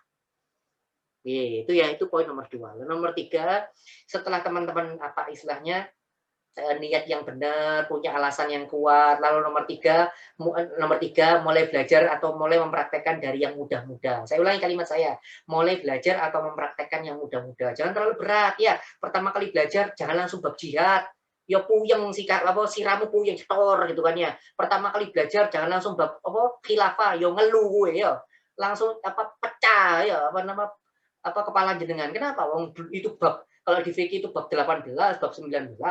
Bab 1 itu masih pengantar ilmu fikih, bab 2 itu masih toharo, itu loh wudu, mandi besar, tayamum. Nah itu loh. Jadi urut dulu. Jadi belajar itu dari yang gampang-gampang atau yang mudah-mudah dulu. Sama, bukan cuma belajar, prakteknya juga gitu. Jangan bicara sholat tahajud kalau sholat 5 waktu masih bolong. Saya ulangi kalimat saya, jangan bicara sholat tahajud kalau sholat 5 waktu masih bolong. Perbaiki dulu sholat 5 waktu. Biasakan sholat 5 waktu tepat waktu dan sebagainya. Nah itu kalau sudah kayak gitu, urut, jangan nanti melaksanakan yang sulit itu terbiasa. Kenapa? Karena itu tadi, yang mudah sudah dilewati. Anda melewati stepnya benar. Jadi mulai dari yang mudah-mudah. Belajarnya yang mudah-mudah, mempraktekkan juga Islam yang mudah-mudah. Ojo sing dur-dur yang biasa-biasa dhisik supaya jenengan ndak pakai. Itu yang ketiga. Lalu yang keempat, aslinya banyak Mas, tapi saya mungkin ndak bisa menjelaskan semuanya di sini, tapi minimal 4 lah ya. Lalu yang keempat, jangan hijrah sendirian. Maksudnya gimana? Maksudnya gini, jenengan kalau sudah hijrah jangan itu aku pokoknya sok berubah dewi. Enggak. Pastikan Anda punya komunitas atau punya kelompok. Ingat katanya Rasulullah dalam riwayat Muslim itu barang siapa yang berkumpul dengan pandai besi, berkumpul dengan penjual minyak wangi akan kecipratan wangi, barang siapa berkumpul dengan pandai besi akan kecipratan besinya, kecepatan apinya, kecepatan besinya cetok gitu. Kena api nih, gitu kan ya. Malah gimana? Mohon maaf kalau kalimat saya kurang sopan. Ye, Anda peminum minuman keras gitu kan ya. Mau hijau, tobat gitu kan. Saya tidak mau minum lagi gitu kan ya. Ya tapi gumbulanmu sangat mendeman, konco-konco mendem, saya gumbul ya mesti saya melu mendem. Masih ikut minuman keras. Kenapa? Gumbulanmu kayak begitu. Ya kalau Anda ngomong Ustadz saya mau hijrah, ya sudah. Tetap berteman sama teman-teman peminum, tapi harus pilih sahabat yang lain. Jangan bersahabat dengan mereka lagi. Berteman dengan mereka, tapi sahabatnya yang sudah bukan peminum lagi. Sahabatnya yang ahli sholat. Nah, itu nanti hijrahmu itu jadi baik. Kenapa? Karena lingkunganmu membaik. Anda nanti bisa istiqomah karena itu. Bisa dipahami, niat yang benar, temukan alasan yang kuat, gitu. Mulai dari yang muda mempraktekkan atau belajar ilmu agama yang muda-muda, praktek agama yang muda-muda, lalu yang terakhir jangan hijrah sendirian, cari kelompok-kelompok ya, kelompok atau apa namanya teman-teman untuk hijrah bareng-bareng, untuk semangat agama bareng-bareng, itu nanti jadi akan konsisten atau istiqomah. Baik, silakan ada lagi yang mau bertanya, monggo Pak Moderator. Ya, terima kasih. Maaf tadi ada yang raise hand, Mbak Novia Indah kalau nggak salah, mungkin tadi ketimbun, jadi kayak bisa diaktifkan mikrofonnya, mungkin mau bertanya langsung Mbak Novia Indah tadi. Ya, mohon maaf. Ya, saya mau bertanya Pak Ustadz. Jadi bagaimana ya caranya mengendalikan emosi itu dengan benar? Karena terkadang kan kalau misalnya saat emosi dan kita diam, itu kan juga gimana ya, salah juga. Kalau misalnya kita ngomong menyampaikan rasa emosi kita juga kadang salah, mungkin dari karena emosi jadi bahasanya kurang terkontrol atau gimana. Nah, saya mau bertanya bagaimana caranya kita itu bertingkah laku yang benar dan cara menyampaikan bentuk emosi kita tapi dengan cara yang benar dan gimana ya, yang tidak menyakiti hati orang lain, karena terkadang itu kayak merasa bersalah setelah kita ngomong. Kalau misalnya saat emosi terus kita menyampaikan rasa emosi kita, terus setelah itu baru timbul rasa bersalah. Nah itu Pak Ustadz, saya mau bertanya tentang itu. Terima kasih. Baik, terima kasih Mbak Novia. Gitu ya. Jenengan tanya, Ustadz bagaimana caranya mengendalikan emosi? Lu jenengan salah tanya sama orang, Mbak. Wong saya Naruto ini belum bisa mengendalikan Kyuubi kok. Sering keluar marah, wah tadi Kyuubi itu 9 ekor 9 ya. Iki Ustadz guyon, ya aku nek serius ya, kowe ngantuk ya mau ya. Jadi gini. Emosi atau marah itu juga salah satu yang diinstal dalam tubuh kita. Jadi jangan tolak bahwa kita itu bisa marah. Itu sangat amat wajar. Yang jadi tidak wajar adalah ketika marahnya berlebihan. Ingat ya, ada 4 tipe marah. Ada 4 tipe marah. Ya. Ada orang yang marah itu cepat marah tapi cepat reda. Saya ulangi kalimat saya, cepat marah tapi cepat reda. Ada yang cepat marah susah reda. Ini yang paling bahaya. Nek cepet gampang, nek cepet marah itu cepet sekali, gampang ngamuk, tapi nek ngamuk kamari-mari, wow, sampai saoma diseneni kabeh, diuntal kabeh, dikei biju dama kabeh, biju dama jedor itu kan ya. Ini sih nggak ngerti, Naruto bingung ini ya. Jadi ada yang cepat marah cepat reda, ada yang cepat marah susah reda gitu kan ya. Ada yang susah marah tapi ya susah reda. Jadi di senggol itu udah gampang emosi, tapi sekali ya emosi itu meledak-ledak kamari-mari. Ada yang nomor 3 seperti itu. Ada yang susah marah, gampang reda. Nah ini apa namanya yang harus kita contoh yang nomor 4. Susah marah, gampang reda. Mau gimana? Disenggol kayak gimana aja, enggak gampang marah. Tapi kalau sudah marah ya sudah, mari harus lari. Nah itu susah marah, gampang reda. Nah begini teman-teman. Saya masih ingat kalimatnya Agim, Masya Allah. Ini saya belajar ilmu psikologi panjang lebar, cuma dibahas dengan Agim, bahasa sederhana seperti ini. Sebentar ya. Nah, cuma kata Agim seperti ini. Orang itu kalau tangannya ada bisulnya, maka gini, orang itu gampang tersinggung, gampang terluka karena memang tangannya bisulan. Maksudnya kayak gimana Ustadz? Begini katanya Hakim. Orang kalau tangannya tidak ada bisul, disenggol koyo opo ae, tidak akan marah. Wong tangannya tidak ada bisul. Tapi kalau tangannya ada bisul, jangankan dipukul, senggol titik wis ngamuk. Woi, matamu. Maaf ya bahasa saya kira sopan. Jangan matamu lah Ustadz. Oke, yang sopan, your eyes gitu kan ya. Jadi cangkemmu itu tidak sopan, your mouth gitu kan ya. Podo ae yo gak sopan gitu ya. Jadi orang kalau sudah ada bisulnya, jangankan dipukul, disenggol aja sudah marah. Kenapa? Karena di dalam tangannya ada bisulnya. Sama. Orang itu pemarah bukan karena dia disenggol sama orang, tapi karena hatinya itu sudah penuh dengan kemarahan. Jerone atine iku sono bisule, dadi senggol titik ngamuk, senggol titik ngamuk. Kenapa atine sono bisul? Gimana caranya Ustadz untuk mengatasi bisul? Yaitu tadi salah satunya banyak istighfar. Memperbanyak istighfar itu membersihkan bisul di dalam hati. Itu satu yang pertama. Yang kedua kata Rasulullah, kalau kita kendalikan dengan cara mengubah tempat mengubah posisi. Ketika Anda marah dalam keadaan berdiri, segeralah duduk. Kata Rasulullah, kalau duduk pastikan duduknya dengan kaki diangkat. Maksudnya kakinya itu tidak nempel tanah. Dan ini sekarang kan sudah dijelaskan kan sama teman-teman kesehatan. Marah dalam keadaan kaki di tanah itu meredakan marah. Kenapa? Karena ketika orang marah itu darah itu mengalir ke tangan dan mengalir ke kaki. Karena kaki kita tidak menempel ke tanah, maka hormon-hormon itu tidak jadi jotos dan tendang orang. Jadi Rasulullah itu ketika kamu marah segera rubah posisi, itu ada maksudnya supaya kelenjar adrenalin itu tidak muncul. Tidak mengarah ke genggaman tangan atau mengarah ke tendangan kaki. Ya, jangan sampai muncul tendangan tanpa alasan, pukulan tanpa sebab, gitu nggih. Ya karena itu tadi, karena marah-marah itu tadi. Jadi itu kata Rasul, rubah posisi. Lalu yang ketiga, apalagi kata Rasulullah, ketika Anda marah, langsung baca doa ta'awud. A'udzubillahi minasyaitonir rajim. Karena marah itu berasal dari setan. Jadi supaya Anda terhindar dari marah, langsung a'udzubillahi minasyaitonir rajim. A'udzubillahi minasyaitonir rajim. A'udzubillahi minasyaitonir rajim. Supaya Anda tidak, kuping Anda itu semakin dibisik-bisiki sama setan. A'udzubillahi minasyaitonir rajim. A'udzubillahi minasyaitonir rajim. 3, 4, apa kata Rasulullah? Ketika orang marah, segeralah ambil wudhu. Ya kan penelitiannya terbaru kan orang wudhu itu menetralkan antara hormon kortisol sama adrenalin. Makanya di airnya tidak gampang marah karena tersentuh air wudhu itu tadi. Lalu yang kelima, ini semuanya yang saya sampaikan yang disampaikan Rasul. Ya. Lalu yang kelima, perbanyak puasa sunnah. Puasa sunnah itu meredam kemarahan. Ya, jadi rajin-rajin puasa sunnah biar tidak gampang marah. Yang ngomong ini juga belum bisa praktek untuk gampang meredam marah. Nek ngamuk kadang. Tapi bismillah. Minimal, saya masih ingat kata para guru itu, nek ngamuk minimal jaga lisan itu aja. Minimal kalau marah jaga lisan. Maksudnya gimana? Dipegang lisannya. Jangan sampai lisan ini, karena lisan kan seperti pedang. Sekali itu keluar tidak bisa ditarik kembali. Ya maaf ya. Jadi maaf Mas Sandi, mohon maaf Mas Sandi ya. Saya ambil contoh misalnya, saya marah sama Sandi. Saking ngamuk terus lisan saya tidak saya jaga. Elek ngomongnya. Saya ngomong gitu, Mas Sandi elek gitu. Iki metu ke produk cerut gitu. Enggak bisa ditarik kembali. Ini sudah terlanjur keluar, itu akan melukai Mas Sandi. Maka ketika marah itu teman-teman pegang lisannya. Pegang langsung lisannya. Yo, ojo sampai lambing nyerotes gak karu-karuan. Nggih, pegang lisannya. Kalau udah kuat, langsung pindah tempat. Pindah tempat biar jenengan tidak marah ke orang yang salah. Pindah tempat, cari tempat yang lain. Nggih, cari tempat yang lain, cari pelampiasan, main game, gimana ya? Main game Among Us, cari imposter gitu gini.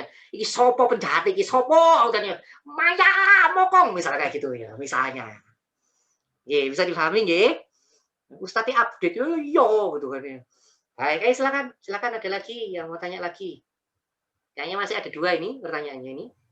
Pak Ustadz, saya mau nambahkan, boleh tidak? Oh, monggo. Siapa ayo? Kalau misalnya waktu emosi kan kita jadi jengkel kan ke orangnya ya. Nah, untuk mengatasi rasa jengkel itu biasanya kan kadang-kadang ditahan dan mencoba untuk memaafkan atau kita mencoba melupakan lah istilahnya. Tapi terkadang itu kayak kalau ketemu atau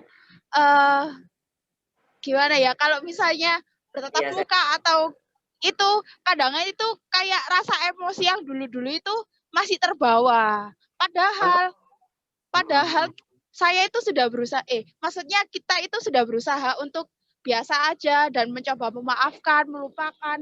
Tapi kenapa ya kok kadang-kadang itu masih tetap aja ada rasanya. Kalau misalnya inget-inget, oh, lo dulu kayak gitu, kayak gitu-gitu Pak Ustadz. Itu gimana ya? Ya, satu ini ada 2 jawabannya. 1, karena Anda menganggap bahwa manusia itu selalu berbuat kesalahan. Maksud gini, bahwa ketika seorang berbuat salah, suatu saat dia akan berbuat kebaikan. Ataupun sebaliknya, ketika seorang berbuat kebaikan, pasti suatu saat dia berbuat salah. Maka ketika kita melihat orang lain tuh dia berbuat salah, ya sudah, ya dia salah, ya wis mari. Tapi jangan dianggap dia akan melakukan kesalahan yang sama. Suatu saat bisa jadi dia menjadi orang yang paling baik yang pernah kita temui. Ya, kalau Anda nonton Naruto, ya ini kalau Anda nonton atau apapun lah ya, di sini ada yang bilang drama Korea gitu nih. Saya juga nonton Korea gitu nih. Tahukah Anda sebelum saya zoom sama jenengan ini saya barusan selesai nonton drama Korea agak jadul sih, Memories of Alhambra yang jadi Park Shin Hye sama siapa itu? Yoon Bin ya. Yoon Bin yang main itu loh Crash Landing on You. Park Shin Hye yang main The Hairs. Cinderella, Ustadz apa lu? Anda menghina saya. Jangan tanya drakor ya, saya hafid kalau urusan drakor ya. Koleksi drakor saya banyak, gitu kan. Jangan tanya saya. Ya, baik. Jadi apa istilahnya? Orang itu pasti suatu saat pernah berbuat salah, suatu saat pasti pernah berbuat baik. Jadi ketika melihat orang tuh, bergetno wong iki tahu berbuat salah, jangan diingat salahnya saja. Ingat suatu saat dia akan berbuat baik. Kenapa? Karena suatu saat Anda pun akan berperilaku yang sama. Anda pasti pernah menjengkelkan orang lain. Pasti itu. Ketika aku lo jengkel ambil Areki, bisa jadi ada orang lain yang pernah Anda buat jengkel. Maka ingatlah, kalau Anda bisa memaafkan orang lain, meskipun sakit hati, suatu saat Anda akan bisa dimaafkan orang lain ketika Anda menyakiti hati orang lain. Itu jadi yang pertama, harus adil. Ketika seorang berbuat kesalahan, membuat kita jengkel, suatu saat dia pasti berbuat baik kepada kita. Ada kebaikan pada dirinya. Itu yang pertama. Yang kedua begini, jangan gunakan tenaga manusia, jangan gunakan tenaga kita sendiri. Maksudnya gimana? Jangan pengen maafkan orang pakai perasaan, ya udah bisa. Nggak akan bisa. Kalau mau maafkan orang tuh bilang sama Allah, ya Allah, engkau lah yang maha sabar. Saya ini nggak bisa sabar ya Allah. Saya manusia biasa kok, emosian, ngamuan, pengen muntal wong. Itu kan ya, nggak bisa ya Allah. Maka ya Allah tolong saya ya Allah, tolong ya Allah, buat saya bisa bersabar ya Allah. Nah, gitu loh. Mentol tapi pengen tak kayak gitu kan ya, pengen tak kayak gitu ya, ngomong sama ya Allah saya tuh pengen aja gitu, ngomong ya Allah tolong ajari saya sabar. Nah itu loh, kalau Anda minta tolong sama Allah, nanti sama Allah bakal ditolongi. Lo Anda nak minta tolong sama Allah pakai kekuatan sendiri, ya yang muncul yang terus. Makanya minta tolong sama Allah, ya Allah tolong ya Allah saya pengen sekali bisa sabar. Nah, minta tolong sama Allah biar nanti sama Allah tuh diajari kesabaran, karena Allah itu as-sabur, yang maha sabar, dan dia bisa memberikan kesabaran pada diri kita. Oke, bisa dipahami ya. Baik, monggo Pak Moderator. Silakan Pak Moderator. Iya, oke, terima kasih. Mungkin Mbak Novia semoga terjawab atau mungkin mau ada pertanyaan lagi. Wis, Mbak Novia kakean, sing liyane durung iki. Ya, oke. Ya, ayo silakan. Ini ada pertanyaan dari Sandi Ade. Ustaz, saya mau tanya, akhir-akhir ini ketika saya sholat, hati saya terasa biasa-biasa saja, tidak merasakan spirit iman setelah sholat. Bagaimana solusinya, Ustaz? Satu ya, kurangi gini. Nikmatnya ibadah itu bisa dirasakan kalau kita banyak istighfar. Ya gini, contoh lagi. Karena piring lagi nih, Rek. Iki. Gua apa iki yo? Nah, ini anggap ini piring ya, Hanya orang beriman yang bisa lihat ini piring. Ini ya. Hanya orang beriman yang bisa lihat ini piring. Dari beriman kabeh arek-arek ya. Ingat, Anda kena genjutsu ini ya. Anggap ini piring. Terus Anda ini lagi mau makan mie ayam, teman-teman. Jadi beli ke tukang jual mie ayam. Mangkok atau piringnya ini bekas mangkoknya orang lain tapi belum dicuci. Jadi bekas makannya orang lain enggak dicuci, langsung dikasih mie ayam, dikasihkan ke Anda. Pertanyaan saya, mau makan enggak? Jadi belum dicuci, langsung dikasihkan ke Anda. Kayak mie ayam meneh terus kayak nonang jenengan. Mau makan enggak? Enggak mau. Kenapa kok enggak mau? Kotor, jijik, vitamin K, tahu vitamin K? Kempro, gitu kan ya. Makanya kita enggak mau makan. Apa maksudnya Ustadz? Kita tidak akan mendapatkan kenikmatan makan ketika piringnya itu kotor. Apa maksudnya? Kita tidak akan mendapatkan kenikmatan ibadah ketika hati kita banyak kotor, banyak dosa. Makanya banyak istighfar. Banyak istighfar supaya apa? Supaya hati kita makin bersih, akhirnya kita mendapatkan kenikmatan dalam beribadah. Wadahnya, piringnya ibadah itu hati kita. Kalau piringnya ini tidak dibersihkan, tidak banyak istighfar, maka kita tidak akan mendapatkan kenikmatan ibadah. Itu yang pertama. Tapi ini yang penting, nomor 2 ini. Apa itu Ustadz? Mas, Mbak, jangan-jangan kita kurang bersyukur. Anda bisa sholat saja itu harus bersyukur karena ada teman-teman Anda yang sampai sekarang itu belum sholat. Ada teman-teman Anda itu yang pengen sholat sambil berdiri, itu ternyata tidak bisa sholat sambil berdiri. Sholatnya harus duduk. Kenapa? Dalam keadaan sakit. Saya kemarin pas sakit itu nggak bisa sholat berdiri. Sholatnya sambil duduk. Ini diinfus. Sujud kayak gini, geli yang langsung geblak saya. Itu saya nangis. Saya bilang, ya Allah. Saya langsung nangis. Ya Allah, ya Rob. Saya mohon ampun, ya Allah. Mohon ampun. Selama ini tidak berterima kasih. Tidak bersyukur kepadamu, ya Allah. Bahwa sholat sambil berdiri itu nikmat. Sekarang saya nggak bisa, ya Allah, sholat sambil berdiri karena saya sakit. Nah itu loh. Jangan-jangan kita yang kurang bersyukur atau kurang berterima kasih kepada Allah. Kurang berterima kasih, Anda bisa sholat saja, itu langsung terima kasih, Mas. Langsung, ya Allah, matur nuwun, ya Allah, saya bisa sholat subuh. Terima kasih, ya Allah, saya sudah sholat subuh, terima kasih, ya Allah. Tolong nanti kasih kesempatan supaya saya bisa sholat duhur. Nah, gitu. Karena belum tentu kita duhur itu masih hidup. Ya Allah, kasih kesempatan untuk sholat duhur. Habis sholat duhur, ngomong lagi, ya Allah, terima kasih, ya Allah. Nanti tolong kasih kesempatan untuk bisa sholat asar. Nah, gitu. Kalau Anda banyak berterima kasih, nanti sama Allah dikasih hadiah yang lain. Apa itu hadiahnya? Khusyuk. Khusyuk itu akan ditemukan ketika Anda bisa berterima kasih. Bisa dipahami, Jadi nomor 1 tadi apa? Banyak istighfar. Banyak istighfar supaya menghapus piringnya, menghapus dosa atau kotoran dalam hati kita. Itu nanti akan terasa nikmat. Yang kedua, banyak terima kasih. Bersyukur sama Allah bahwa kita hari ini bisa beribadah. Monggo ada lagi Pak Moderator. Kayaknya ini terakhir ya gimana? Silakan moderator. Ya Ustaz, ini terakhir insya Allah. Mau tanya dari Fitri Kusnayanti. Mengenai hijrah tadi kan mulai dilakukan dengan hal mudah. Nah, saya ada hobi nulis nih. Saya sukanya nulis tentang Korea, pure Korea. Nah, belakangan ini saya nulis tentang Islami, tapi tokohnya tetap Korea. Itu boleh nggak sih? Karena saya pikir yang paling mudah dan yang paling bisa saya lakukan adalah itu. Monggo Ustaz. Oke, annyeonghaseyo. Ya, cinca gitu kan. Kamsahamnida gitu kan ya. Gitu kan ya. Sarangi gitu kan ya. Sarangi opa gitu kan ya. Gitu kan.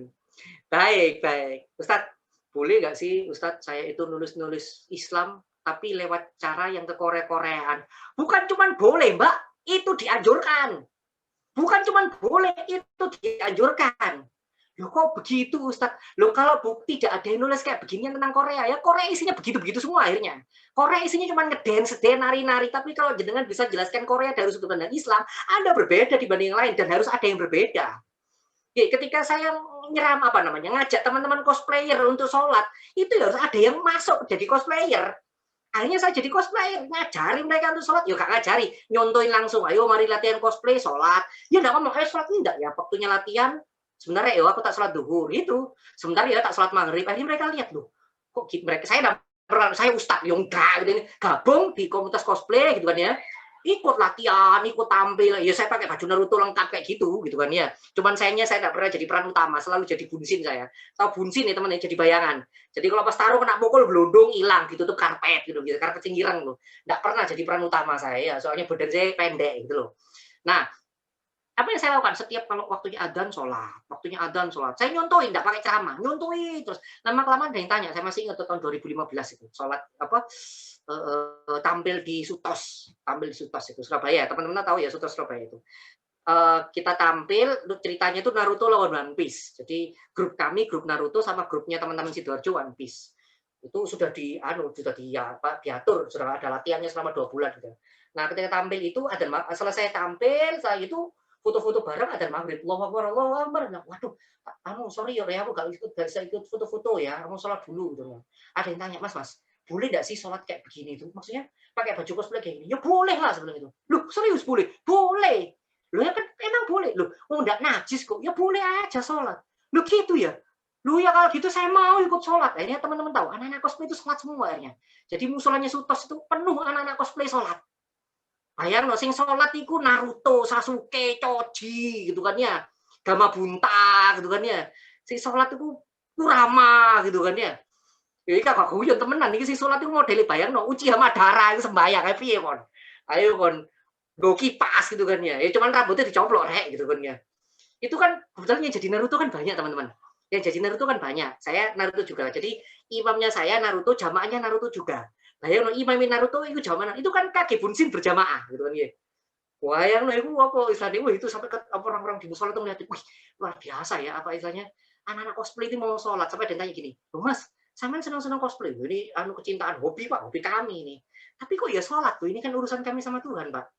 Kalau hobi ya tetap hobi, selama hobinya positif harus disalurkan. Tapi hubungan dengan Tuhan tetap harus dilakukan. Wuh, langsung luar biasa. Saya mereka jawab gitu. Loh, apa maksudnya? Loh, kalau saya tidak melakukan seperti itu, terus siapa yang mau dakwah ke orang-orang cosplay itu? Maka ini saya sampaikan, Mbak. Jenengan harus melakukan hal ini, Mbak. Jenengan senang Korea, ya sampaikan itu yang berhubungan dengan Korea dari sudutan Islam. Annyeonghaseyo, assalamualaikum, boleh. Boleh, sangat boleh sekali. Supaya apa? Supaya ada warnanya. Supaya tidak cuma Korea itu K-pop, bukan cuma tentang fanatisme fans gitu kan ya. Tidak cuma cerita tentang ARMY. Nek Blackpink itu apa ya Nunio? Bling ya, versinya namanya Bling ya. Tidak cuma itu, tapi cerita tentang ada sudut pandang yang lain, ada hikmah-hikmah yang bisa dipelajari dari drakor, dari K-pop. Ada habis nonton drakor It's Okay to be not okay, itu bisa dijelaskan sudut pandang psikologinya. Kita boleh kok, kita boleh-boleh saja tidak dalam keadaan baik-baik. It's okay to be not okay. So Ye Jin sama Kim So Hyun itu ya. Itu kan apik drama Korea itu. Wih, wapal Ustaz, wapal gitu ya. Atau kalau favorit saya itu ini. Good Doctor. Good Doctor. Serius teman-teman, saya tidak guyon. Yang belum pernah nonton drama Korea, cari drama Korea judulnya Good Doctor. Saya jamin sejamin-jaminnya. Saya yakin-yakinnya sudut pandang Anda tentang drama Korea mesti berbeda. Kalau sudah nonton Good Doctor, itu saya mulai episode pertama sampai episode terakhir nangis itu saya. Karena isinya tentang kemanusiaan. Wah itu bilang, iya Pak, bagus Good Doctor. Ini mesti nonton, ini mesti gini. Yang main Juwon ya, Good Doctor. Wah itu saya nangis mulai episode pertama sampai episode. Karena ceritanya itu bukan tentang cinta, tapi tentang kemanusiaan, tentang humanisme. Itu nangis saya. Luar biasa. Itu kalau jenengan tahu yang kayak begini-begini, sampaikan. Supaya drakor, K-pop itu akhirnya bisa dilihat dari sudut pandang Islam. Kalau Anda ngerti tentang dunia tokusatsu, Kamen Rider, Super Sentai, tahu Kamen Rider ya? Satria Baja Hitam, Ultraman itu tokusatsu. Sampaikan itu dari sudut pandangnya Islam. Kalau Anda taunya anime, Naruto, One Piece, One Punch Man, Shingeki no Kyojin, apa mana sih seneng arek iki. Saya soalnya senengnya yang lawas-lawas ya, No Game No Life, Sword Art Online misalnya kayak begitu. Oke. Kalau Anda tahu tentang hal itu ya sampaikan dari sebenarnya. Jangan tanya saya tentang Naruto. Ustaz tak ceramani petang jam gue hikmahnya Naruto. Serius. Tak jami tak ceramai saya berhari-hari bagaimana menjelaskan hikmah dalam tiap episodenya Naruto. Saya belajar tentang khusyuk itu dari mode sage, mode senin. Itu khusyuk. Oh, itu saya bisa menjelaskan detail tuh. Oh, ternyata itu termasuk khusyuk mode sage itu. Nah, itu loh kalau jenengan punya hobi ya sampaikan itu jadi manfaat buat orang lain. Jadi kalau jenengan tanya, boleh Ustaz? Gak cuma boleh. Saya dianjurkan. Maka saya ngomong sama teman, saya dulu maaf ya, mohon maaf teman-teman. Saya itu orang yang paling benci sama TikTok. Bencinya minta ampun saya sama TikTok.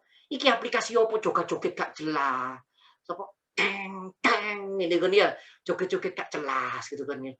Tapi akhirnya saya diingatkan istri saya, ditunjukkan sama istri saya di TikTok itu ada konten-konten dakwahnya Gus Baha, konten dakwahnya Ustadz Abdul Somad, konten dakwahnya Ustadz Adi Hidayat. Nah saya sadar, TikTok ini bukan hanya untuk butuh-butuhan doang. Ternyata sekarang TikTok itu merambah kemana-mana. Bahkan yang Islami banyak, informasi banyak dari TikTok. Maka kalau bukan jenengan yang menguasai TikTok, maka TikTok akan dikuasai oleh orang-orang yang berbuat maksiat. Loh mereka, maaf kalau kalimat saya kurang sopan. Itu loh yang influencer di Instagram itu terang-terangan itu berbuat dosa itu terang-terangan di Instagram. Terang-terangan mereka punya anak nggak menikah ya, saya tidak perlu nyebut namanya ya, Anda pasti tahu sendiri lah ya, influencer followernya banyak dan tidak malu itu punya anak tanpa pernikahan. Loh kalau mereka yang berbuat maksiat aja mencontohkan di depan publik, kenapa kita yang berbuat baik tidak dicontohkan di depan publik? Maka itu penting. Jadi sopo kak, apa terkenal gak penting? Terkenal itu penting. Jadi influencer itu penting. Banyak follower itu penting. Supaya apa? Supaya bisa bertarung dengan mereka yang berbuat maksiat itu. Oke. Jadi jenengan yang tiktokers lanjutkan, buat konten-konten Islami. Yang tadi misalnya Ustadz saya taunya Korea, ya jelaskan Korea lewat TikTok misalnya, lewat Instagram, lewat apapun medianya, dari sudut pandang yang baik, dari sudut pandang yang positif. Supaya apa? Supaya itu mewarnai. Dan ini yang penting Mas, ini yang penting yang ini saya sampaikan. Kalau para ulama, Imam Malik, Imam Abu Hanifah, Imam Asy-Syafi'i, Imam Ahmad bin Hanbal, itu karena ilmunya pinter, nulis kitab. Kitabnya dibaca sampai sekarang, meskipun mereka sudah meninggal, tapi karena kitabnya dibaca sampai sekarang, bermanfaat buat banyak orang, pahalanya mengalir ke mereka. Zaid bin Sabit asistennya Rasulullah, bagian sekretarisnya Rasulullah menulis Al-Quran. Kalau kita baca Al-Quran, Zaid bin Sabit itu adalah pahalanya. Kenapa? Karena dia orang yang pertama nulis Al-Quran, membukukan Al-Quran.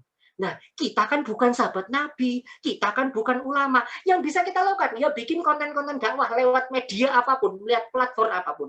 Apa maksudnya Ustaz? Naudzubillah min dalik. Seandainya Anda sudah meninggal, tapi kontenmu itu masih ada di TikTok, kontenmu masih ada di YouTube, masih ada di Facebook, masih ada di Instagram, konten-konten kebaikanmu itu dilihat orang, dicontoh orang, Anda sudah meninggal, pahalanya masih mengalir. Jadi jihad Anda itu sekarang bukan nulis kitab, gak nutut, kita bukan ulama. Bikin konten dakwah lewat TikTok, lewat Instagram, lewat apapun lah medianya. Nggih, bisa dipahami nggih? Maka ini Mbak Fitri, semangat. Yo, semangat, lakukan itu ya supaya nanti penggemar drakor atau yang berhubungan dengan Korea itu lebih mengarah ke hal-hal yang Islami. Ya, satu. Oh, Ustaz, satu lagi. Boleh nggak? Kak moderator nggak? Tanya Pak Moderator. Kak moderator boleh nggak? Masih sama sih, kan tadi katanya kalau kontennya bagus, pahalanya mengalir. Nah, kan sebelumnya saya nulisnya itu yang pure Korea. Nah, itu perlu saya hapus atau enggak? Ada saran kan? Hah? Iya. Selama yang jenengan tulis dulu itu tidak mengajak ke maksiat, enggak perlu dihapus. Selama tidak mengajak ke maksiat ya. Kalau jenengan cek sisi tulisan saya ini mengajak ke maksiat enggak? Kalau mengajak ke maksiat enggak, mengajak ke maksiat hapusan. Tapi kalau tidak ada mengajak ke maksiatnya enggak apa-apa. Biarkan itu jadi tulisan netral supaya apa? Supaya pembaca Anda yang membaca tulisan Anda, orang ini tulisannya netral, dia tidak serta-merta itu pengen ngajak agama, tapi dia juga nulis yang netral-netral. Itu biasanya orang tertarik seperti itu. Biasanya itu orang tertarik yang cara ngajaknya itu smooth banget, tidak kerasa kalau itu sebenarnya ngajak dakwah. Ya seperti yang saya lakukan tadi, ngomongnya anime, Naruto dan sebagainya, sebenarnya itu ngajak dakwah. Nggih, bisa dipahami nggih? Ustaz, terima kasih. Silakan Pak Moderator. Oke, baik, terima kasih. Mungkin ini menjadi terakhir Ustadz, mungkin ada pesan-pesan yang mau disampaikan buat kita nih para peserta kajian, dan sekaligus nanti mungkin Ustadz berkenan untuk menutupnya dengan doa gitu Ustadz. Baik teman-teman yang dirahmati Allah. Istri saya sudah berangkat ini. Masya Allah, saya tidak sadar sudah jam 9 ya. Istri saya kan medisi masuk malam. Saya baru sadar berangkat tuh, tidak pamitan. Oh ya, mungkin takut buka pintu ya. Maaf, saya tidak sadar. Baik, ini udah bojo sampai lali ke piye gitu kan ya. Astagfirullahaladzim. Saya salah ngomong ya, jenengan kan belum nikah, Anda kan jomblo gitu ya. Ya bercanda teman-teman. Baik, begini teman-teman yang dirahmati Allah, kita itu kalau misalnya punya satu kunci untuk buka pintu rumah, terus kuncinya hilang, bingung. Kenapa? Wong kuncinya cuma satu. Tapi kalau kuncinya punya dua, satunya hilang, masih ada cadangannya. Masih punya yang satu. Atau punya tiga, satunya hilang, masih punya dua kunci cadangan. Satunya hilang, masih ada satunya. Atau punya 10, satu hilang, gak bingung, wong kuncinya akeh. Atau punya 100 kunci, malah seneng, satu hilang, masih ada 100 yang lain. Apa maksudnya Ustadz? Sama, kita mau masuk surga itu bawa kunci masing-masing. Kita pengen masuk surga itu bawa kunci masing-masing. Kalau kunci kita cuma satu, bingung. Satu itu tidak diterima sama Allah, bingung. Maksudnya lewat mana? Wong satu kuncinya sudah tidak diterima sama Allah. Apa maksudnya Ustadz? Maka punyalah banyak kunci. Punyalah banyak amal kebaikan. Punyalah banyak ibadah. Sekecil apapun amal kebaikan Anda, termasuk saya cerita tadi konten TikTok dan sebagainya. Itu kunci Anda. Bikin sebanyak-banyaknya kunci. Sehingga ketika nanti Anda di akhirat itu, Anda ketika ditanya Allah, itu kuncinya akeh. Kuncinya banyak. Ketika apa amal ibadahmu, tanya Allah. Ya Allah, saya pernah bikin konten Korea ya Allah, yang sesuai dengan syariat, dan banyak orang yang baca ya Allah. Itu bisa jadi saksimu di akhirat nanti. Kita memang tidak seperti Imam Syafi'i, tidak seperti ulama. Kelas kita memang bukan seperti itu. Dan memang tantangannya para ulama ya ilmu dengan cara kitab. Tantangan kita itu media sosial. Maka yang bisa kita lakukan, jihad kita sekarang adalah dengan media sosial. Maka pelajari ilmu untuk bikin video yang baik, bikin konten yang baik, bikin tulisan yang baik. Pelajari itu. Pada saat Anda pelajari itu dengan meluruskan niat, pengen yang nomor 2 tadi, maka itu pahala Anda akan berlipat-lipat. Sudah karena niatnya ingin meluruskan, mendapat pahala surga, apalagi ingin menunjukkan sisi syiar Islam, pahalanya malah berlipat-lipat. Jadi itu ingin saya sampaikan, aktiflah untuk mengajak kebaikan dengan media sosial atau platform apapun. Semoga dengan cara itu teman-teman jenengan semuanya dapat keberkahan dari Allah, dapat ridho dari Allah, dan teman-teman mendapatkan maghfirah ampunan dari Allah Subhanahu wa taala. Baik. Ini langsung ditutup dengan doa ya Mas ya. Ya, monggo Ustaz. Baik. Sebelum kita tutup, mari kita baca istighfar satu kali. Astaghfirullahaladzim. Baca alhamdulillah satu kali. Alhamdulillahirrabbilalamin. Lalu yang kedua, lalu yang ketiga, baca Al-Fatihah. Ila hadratin Nabil Mustafa Rasulillah sallallahu alaihi wasallam. Al-Fatihah. Bismillahirrahmanirrahim. Alhamdulillahirrahmanirrahim. Rahmanirrahim. Maliki yaumiddin. Iyyaka na'budu wa iyyaka nasta'in. Ihdinas siratal mustaqim. Siratal ladzina an'amta 'alaihim ghairil maghdubi 'alaihim waladdallin. Amin. A'udzubillahi minasyaitonirrajim. Bismillahirrahmanirrahim. Allahumma shalli ala sayyidina Muhammad wa ala ali sayyidina Muhammad. Ya Allah, ya Rahman, ya Rahim. Ampunilah dosa-dosa kami ya Allah, ampunilah maksiat yang pernah kami perbuat ya Allah, ampunilah kemungkaran yang pernah kami lakukan ya Allah. Ya Allah ya Rahman ya Rahim, jernihkanlah pikiran kami ya Allah, bersihkanlah hati kami ya Allah, beningkanlah jiwa kami ya Allah. Jadikanlah kami hamba yang ridho terhadap segala takdir-Mu ya Allah. Jadikanlah kami hamba yang banyak bersyukur atas apapun yang Engkau berikan kepada kami ya Allah. Ya Allah ya Rahman ya Rahim, jadikanlah kami hamba yang lebih banyak menghitung nikmat-Mu daripada menghitung masalah-masalah yang kami temui. Jadikanlah kami hamba yang banyak husnuzon daripada berpikir yang buruk-buruk. Jadikanlah kami hamba yang selalu berorientasi kepada akhirat daripada berpikir tentang dunia. Ya Allah ya Rahman ya Rahim, jadikanlah kuliah kami ya Allah, jadikanlah menuntut ilmu kami ya Allah, jadikanlah berangkat kami ke kampus ya Allah, jadikanlah kami masuk ke ruang kuliah online ya Allah, dalam rangka mencari ridho-Mu ya Allah, dalam rangka mencari maghfirah-Mu ya Allah, dalam rangka mencari barokah-Mu ya Allah. Ya Allah ya Rahman ya Rahim, tolonglah kami untuk meluruskan niat kami ya Allah, tolonglah kami untuk meluruskan niat kami ya Allah, tolonglah kami untuk meluruskan niat kami ya Allah. Ya Allah ya Rahman ya Rahim, hamba mohon pertolongan-Mu ya Allah, kami memohon pertolongan-Mu karena kami ini lemah ya Allah, kami sangat lemah ya Allah. Jika bukan karena pertolongan-Mu ya Allah, kami tidak akan selamat ya Allah, kami tidak akan selamat baik di dunia maupun akhirat. Ya Allah ya Rahman ya Rahim, ampuni kami ya Allah jikalau kami berbuat dosa, kami sering lupa ya Allah, ketika kami berbuat dosa Engkau sedang melihat kami ya Allah, ampuni kami ya Allah, ampuni kami. Ampuni kami ya Allah, ketika kami berbuat maksiat, Engkau sedang memperhatikan kami ya Allah, ampuni kami ya Allah, ampuni kami ya Allah. Ampuni kami ya Allah, ketika kami berbuat maksiat, Engkau sedang mengawasi kami ya Allah, ampuni kami. Kami tahu betul ya Allah, ketika kami berbuat maksiat, Engkau sangat bisa mencabut nyawa kami. Engkau sangat bisa mengambil nyawa kami ketika kami berbuat maksiat, namun Engkau tidak melakukannya ya Allah. Maka ampuni kami ya Allah, ampuni kami ya Allah. Sungguh ya Allah, kami tidak mampu menahan tangan kami, menahan diri kami untuk tidak berbuat maksiat. Maka kami mohon pertolongan-Mu ya Allah, ampuni kami ya Allah, ampuni kami ya Allah. Ampunilah kami ya Allah ketika kami berbuat dosa secara sembunyi-sembunyi. Kami merasa tidak ada yang mengawasi, padahal Engkau melihat apapun yang kami berbuat meskipun kami bersembunyi. Ampuni kami ya Allah ketika kami berbuat dosa, kami melakukan secara terang-terangan tanpa merasa malu bahwa itu akan dimintai pertanggungjawaban. Ya Allah ya Rahman ya Rahim, sesungguhnya rambut kami, telinga kami, tangan kami, mulut kami, mata kami, kaki kami setiap hari berbuat dosa ya Allah. Dan tidak mampu kami mengukur dosa kami ya Allah. Ya Allah ya Rahman ya Rahim, kami sangat takut ya Allah, kami sangat takut ya Allah. Kami sadar diri ya Allah, ketika kami meminta surga dari-Mu, kami tak pantas ya Allah. Tapi kami tahu diri ya Allah, kalau kami masuk neraka, kami tidak akan kuat ya Allah, kami tidak akan kuat. Ya Allah ya Rahman ya Rahim, kami malu ya Allah, kami malu ketika meminta keadilan-Mu. Karena kami takut ya Allah, kalau Engkau menunjukkan keadilan, kalau Engkau menunjukkan keadilan-Mu, mungkin tidak ada satupun di antara kami yang selamat ya Allah. Mungkin tidak ada satupun di antara kami yang selamat ya Allah. Maka kami memohon kepada-Mu ya Allah, tolong ya Allah, kasihanilah kami ya Allah. Tolong kasihanilah kami ya Allah. Tolong kasihanilah kami ya Allah. Ya Allah ya Rahman ya Rahim, Engkaulah Tuhan kami ya Allah. Engkaulah Tuhan kami ya Allah.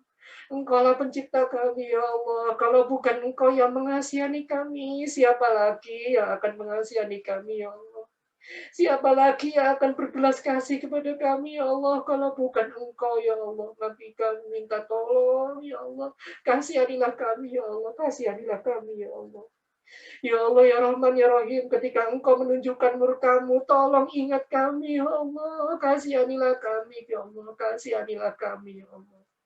Ya Allah, ya Rahman, ya Rahim, kami tahu betul bahwa Engkau adalah Maha Pemberi azab, Maha Pemberi hukuman. Tapi kami ingat betul, ya Allah, Engkau juga Maha Pemberi Rahman dan Rahim. Maka tolong kasihanilah kami, ya Allah. Kasihanilah kami, ya Allah. Kami ini makhluk-Mu, ya Allah. Kami ini hamba-Mu, ya Allah. Kami ini ciptaan-Mu, ya Allah. Maka kami mohon, ya Allah, sayangi kami. Kasihanilah kami, ya Allah. Kasihanilah kami, ya Allah. Kalau bukan Engkau yang memberikan belas kasih kepada kami, ya Allah, kami meminta kepada siapa lagi? Kami meminta kepada siapa lagi kalau bukan kepada Engkau, ya Allah. Rabbana taqabbal minna salatana wa siyamana wa qiyamana wa taqasurana wa tadarruana wa ta'abbudana wa tamin taksirana ya Allah ya Allah ya Allah ya arhamar rahimin. Rabbana zalamna anfusana wa illam taghfir lana wa tarhamna lanakunanna minal khasirin. La ilaha illa anta subhanaka inni kuntu minadh dhalimin. Rabbana atina fid dunya hasanah wa fil akhirati hasanah wa qina adzabannar.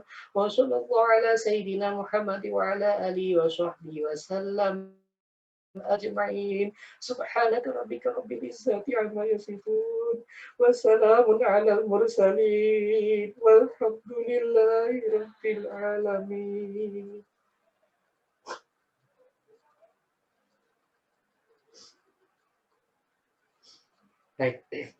Baik teman-teman yang dirahmati Allah, semoga doa kita didengar oleh Allah dan Allah mengabulkan doa-doa kita. Semoga Allah mengampuni dosa-dosa kita semuanya. Oke, saya mohon maaf kalau ada kata-kata saya yang salah, apa yang saya sampaikan kurang berkenan. Kalau ada yang menyakiti hati teman-teman semuanya, saya mohon maaf sekali karena kekurangan saya banyak, ilmu saya kurang banyak, amal saya kurang ikhlas. Kalau ada yang benar, sesungguhnya Allah ingin menyampaikan kebenaran kepada kita semuanya. Al-haqqu min rabbikum al-'afwu minkum. Sampai bertemu di silaturahmi yang lain. Jenengan silakan cari saya di Instagram, biasanya saya juga online kajian di Instagram @marzuki_imron yang foto profilnya Naruto, gitu nggih. Silakan jenengan cari di Instagram @marzuki_imron, kita nanti bisa diskusi di situ. Nggih, saya mohon maaf kalau ada yang salah. Alhamdulillah. Assalamualaikum warahmatullahi wabarakatuh. Waalaikumsalam warahmatullahi wabarakatuh. Sekali lagi